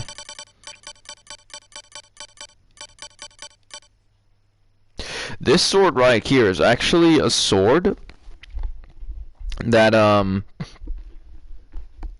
this sword right here, what it does is it basically, the more blood splatters fall onto the sword, the stronger it becomes.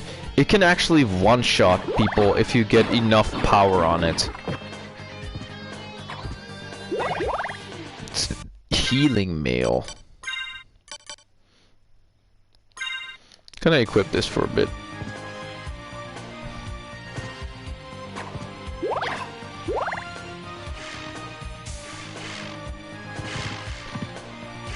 Doesn't restore too much, but I'm fine with that.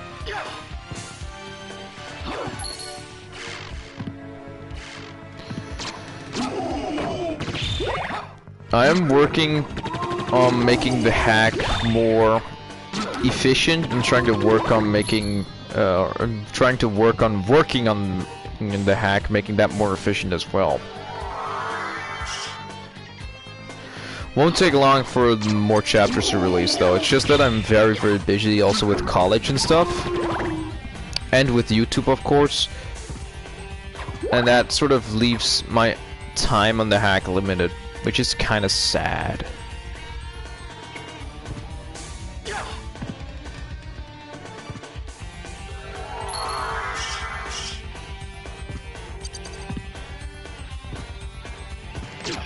Ow! I got stabbed.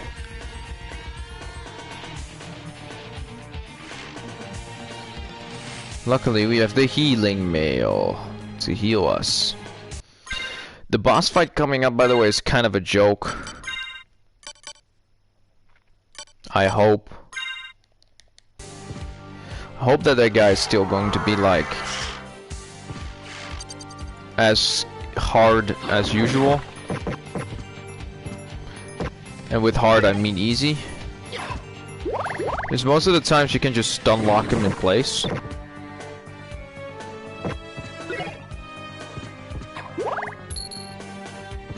And that is kind of easy.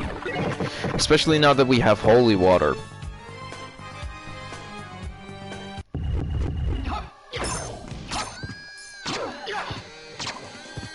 Yeah, you can stun lock him here in place. There you go. Easy. Sure, hack well balanced, because every awakening you can break the game easily. My hack is pretty well balanced. I haven't noticed too much power scaling yet. I'm afraid it will happen at some point though, but I'll just have to counter that with some strong enemies and some other good design choices.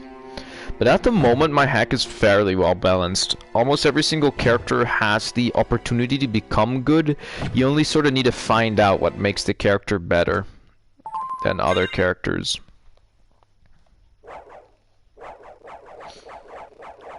I'm kind of curious, do I have the Echo of Bad already? Spells, or like relics. No, I do not have the Echo of Bat. But I guess you can get that fairly quickly, or like really easily. Oh hey, it's the Falchion. It's Marth's sword. And of course it's worse than all the other weapons. I could go for the bad ending of the game, but then again, we don't like seeing the bad ending, do we?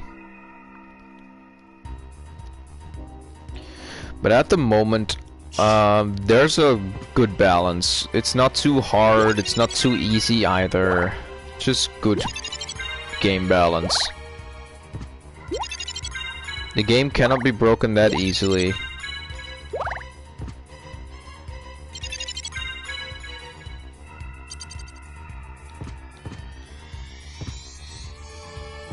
I'm trying to think. Oh, I think I know where I can get the Echo of Bat.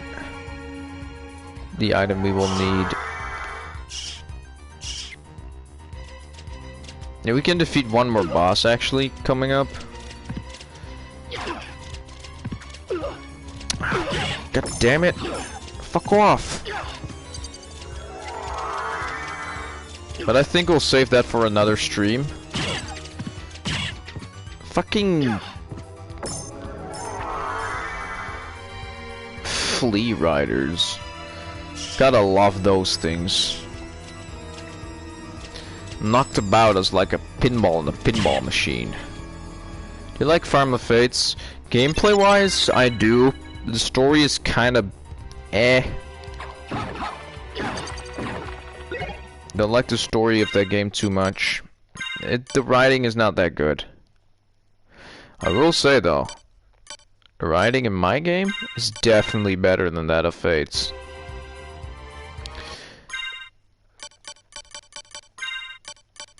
Oh, the Ring of Ares basically drops her defense down to 0. Okay, we're not equipping that one anymore. We're equipping the Moonstone. Because I still like my defense. Thank you very much. This is the gold plate. Gold plate is actually better.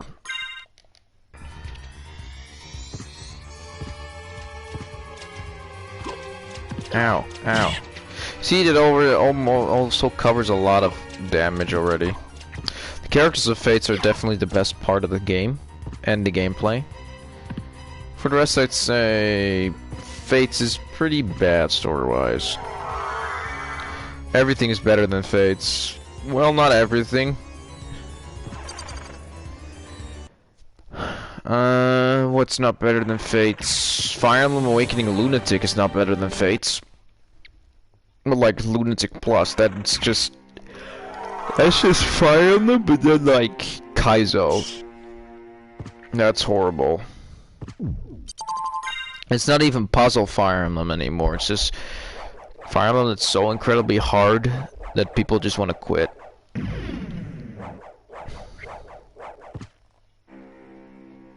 I tried playing Fire Emblem Awakening on hard mode, and this may just be because I'm just a bad Fire Emblem player, but I even find Fire Emblem Awakening on hard mode quite challenging. But that's because of ambush spawns. Gotta love ambush spawns. I hate ambush spawns.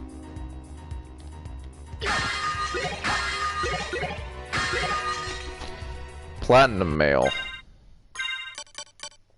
More damage. Reduction. Frankfurter Airport Host. Sirloin. Everything is better than Fate. Pick a god and pray. That is Frederick. Frederick's critical hit quotes are so freaking good. It's absurd. So to the right here, there's Richter. We're not going to fight Richter because that gives us the bad ending. I don't want the bad ending, you know. I want the good ending.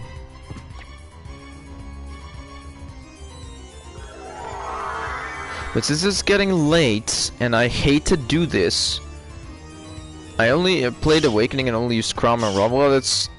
yeah. You can play Awakening fairly easily with only Crom and Robin. It's not truly that hard. Because Robin is already really good on his own.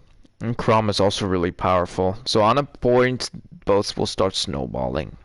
And they'll become really, really good. Also... Fire Emblem Awakening, and like some characters in the game are completely busted.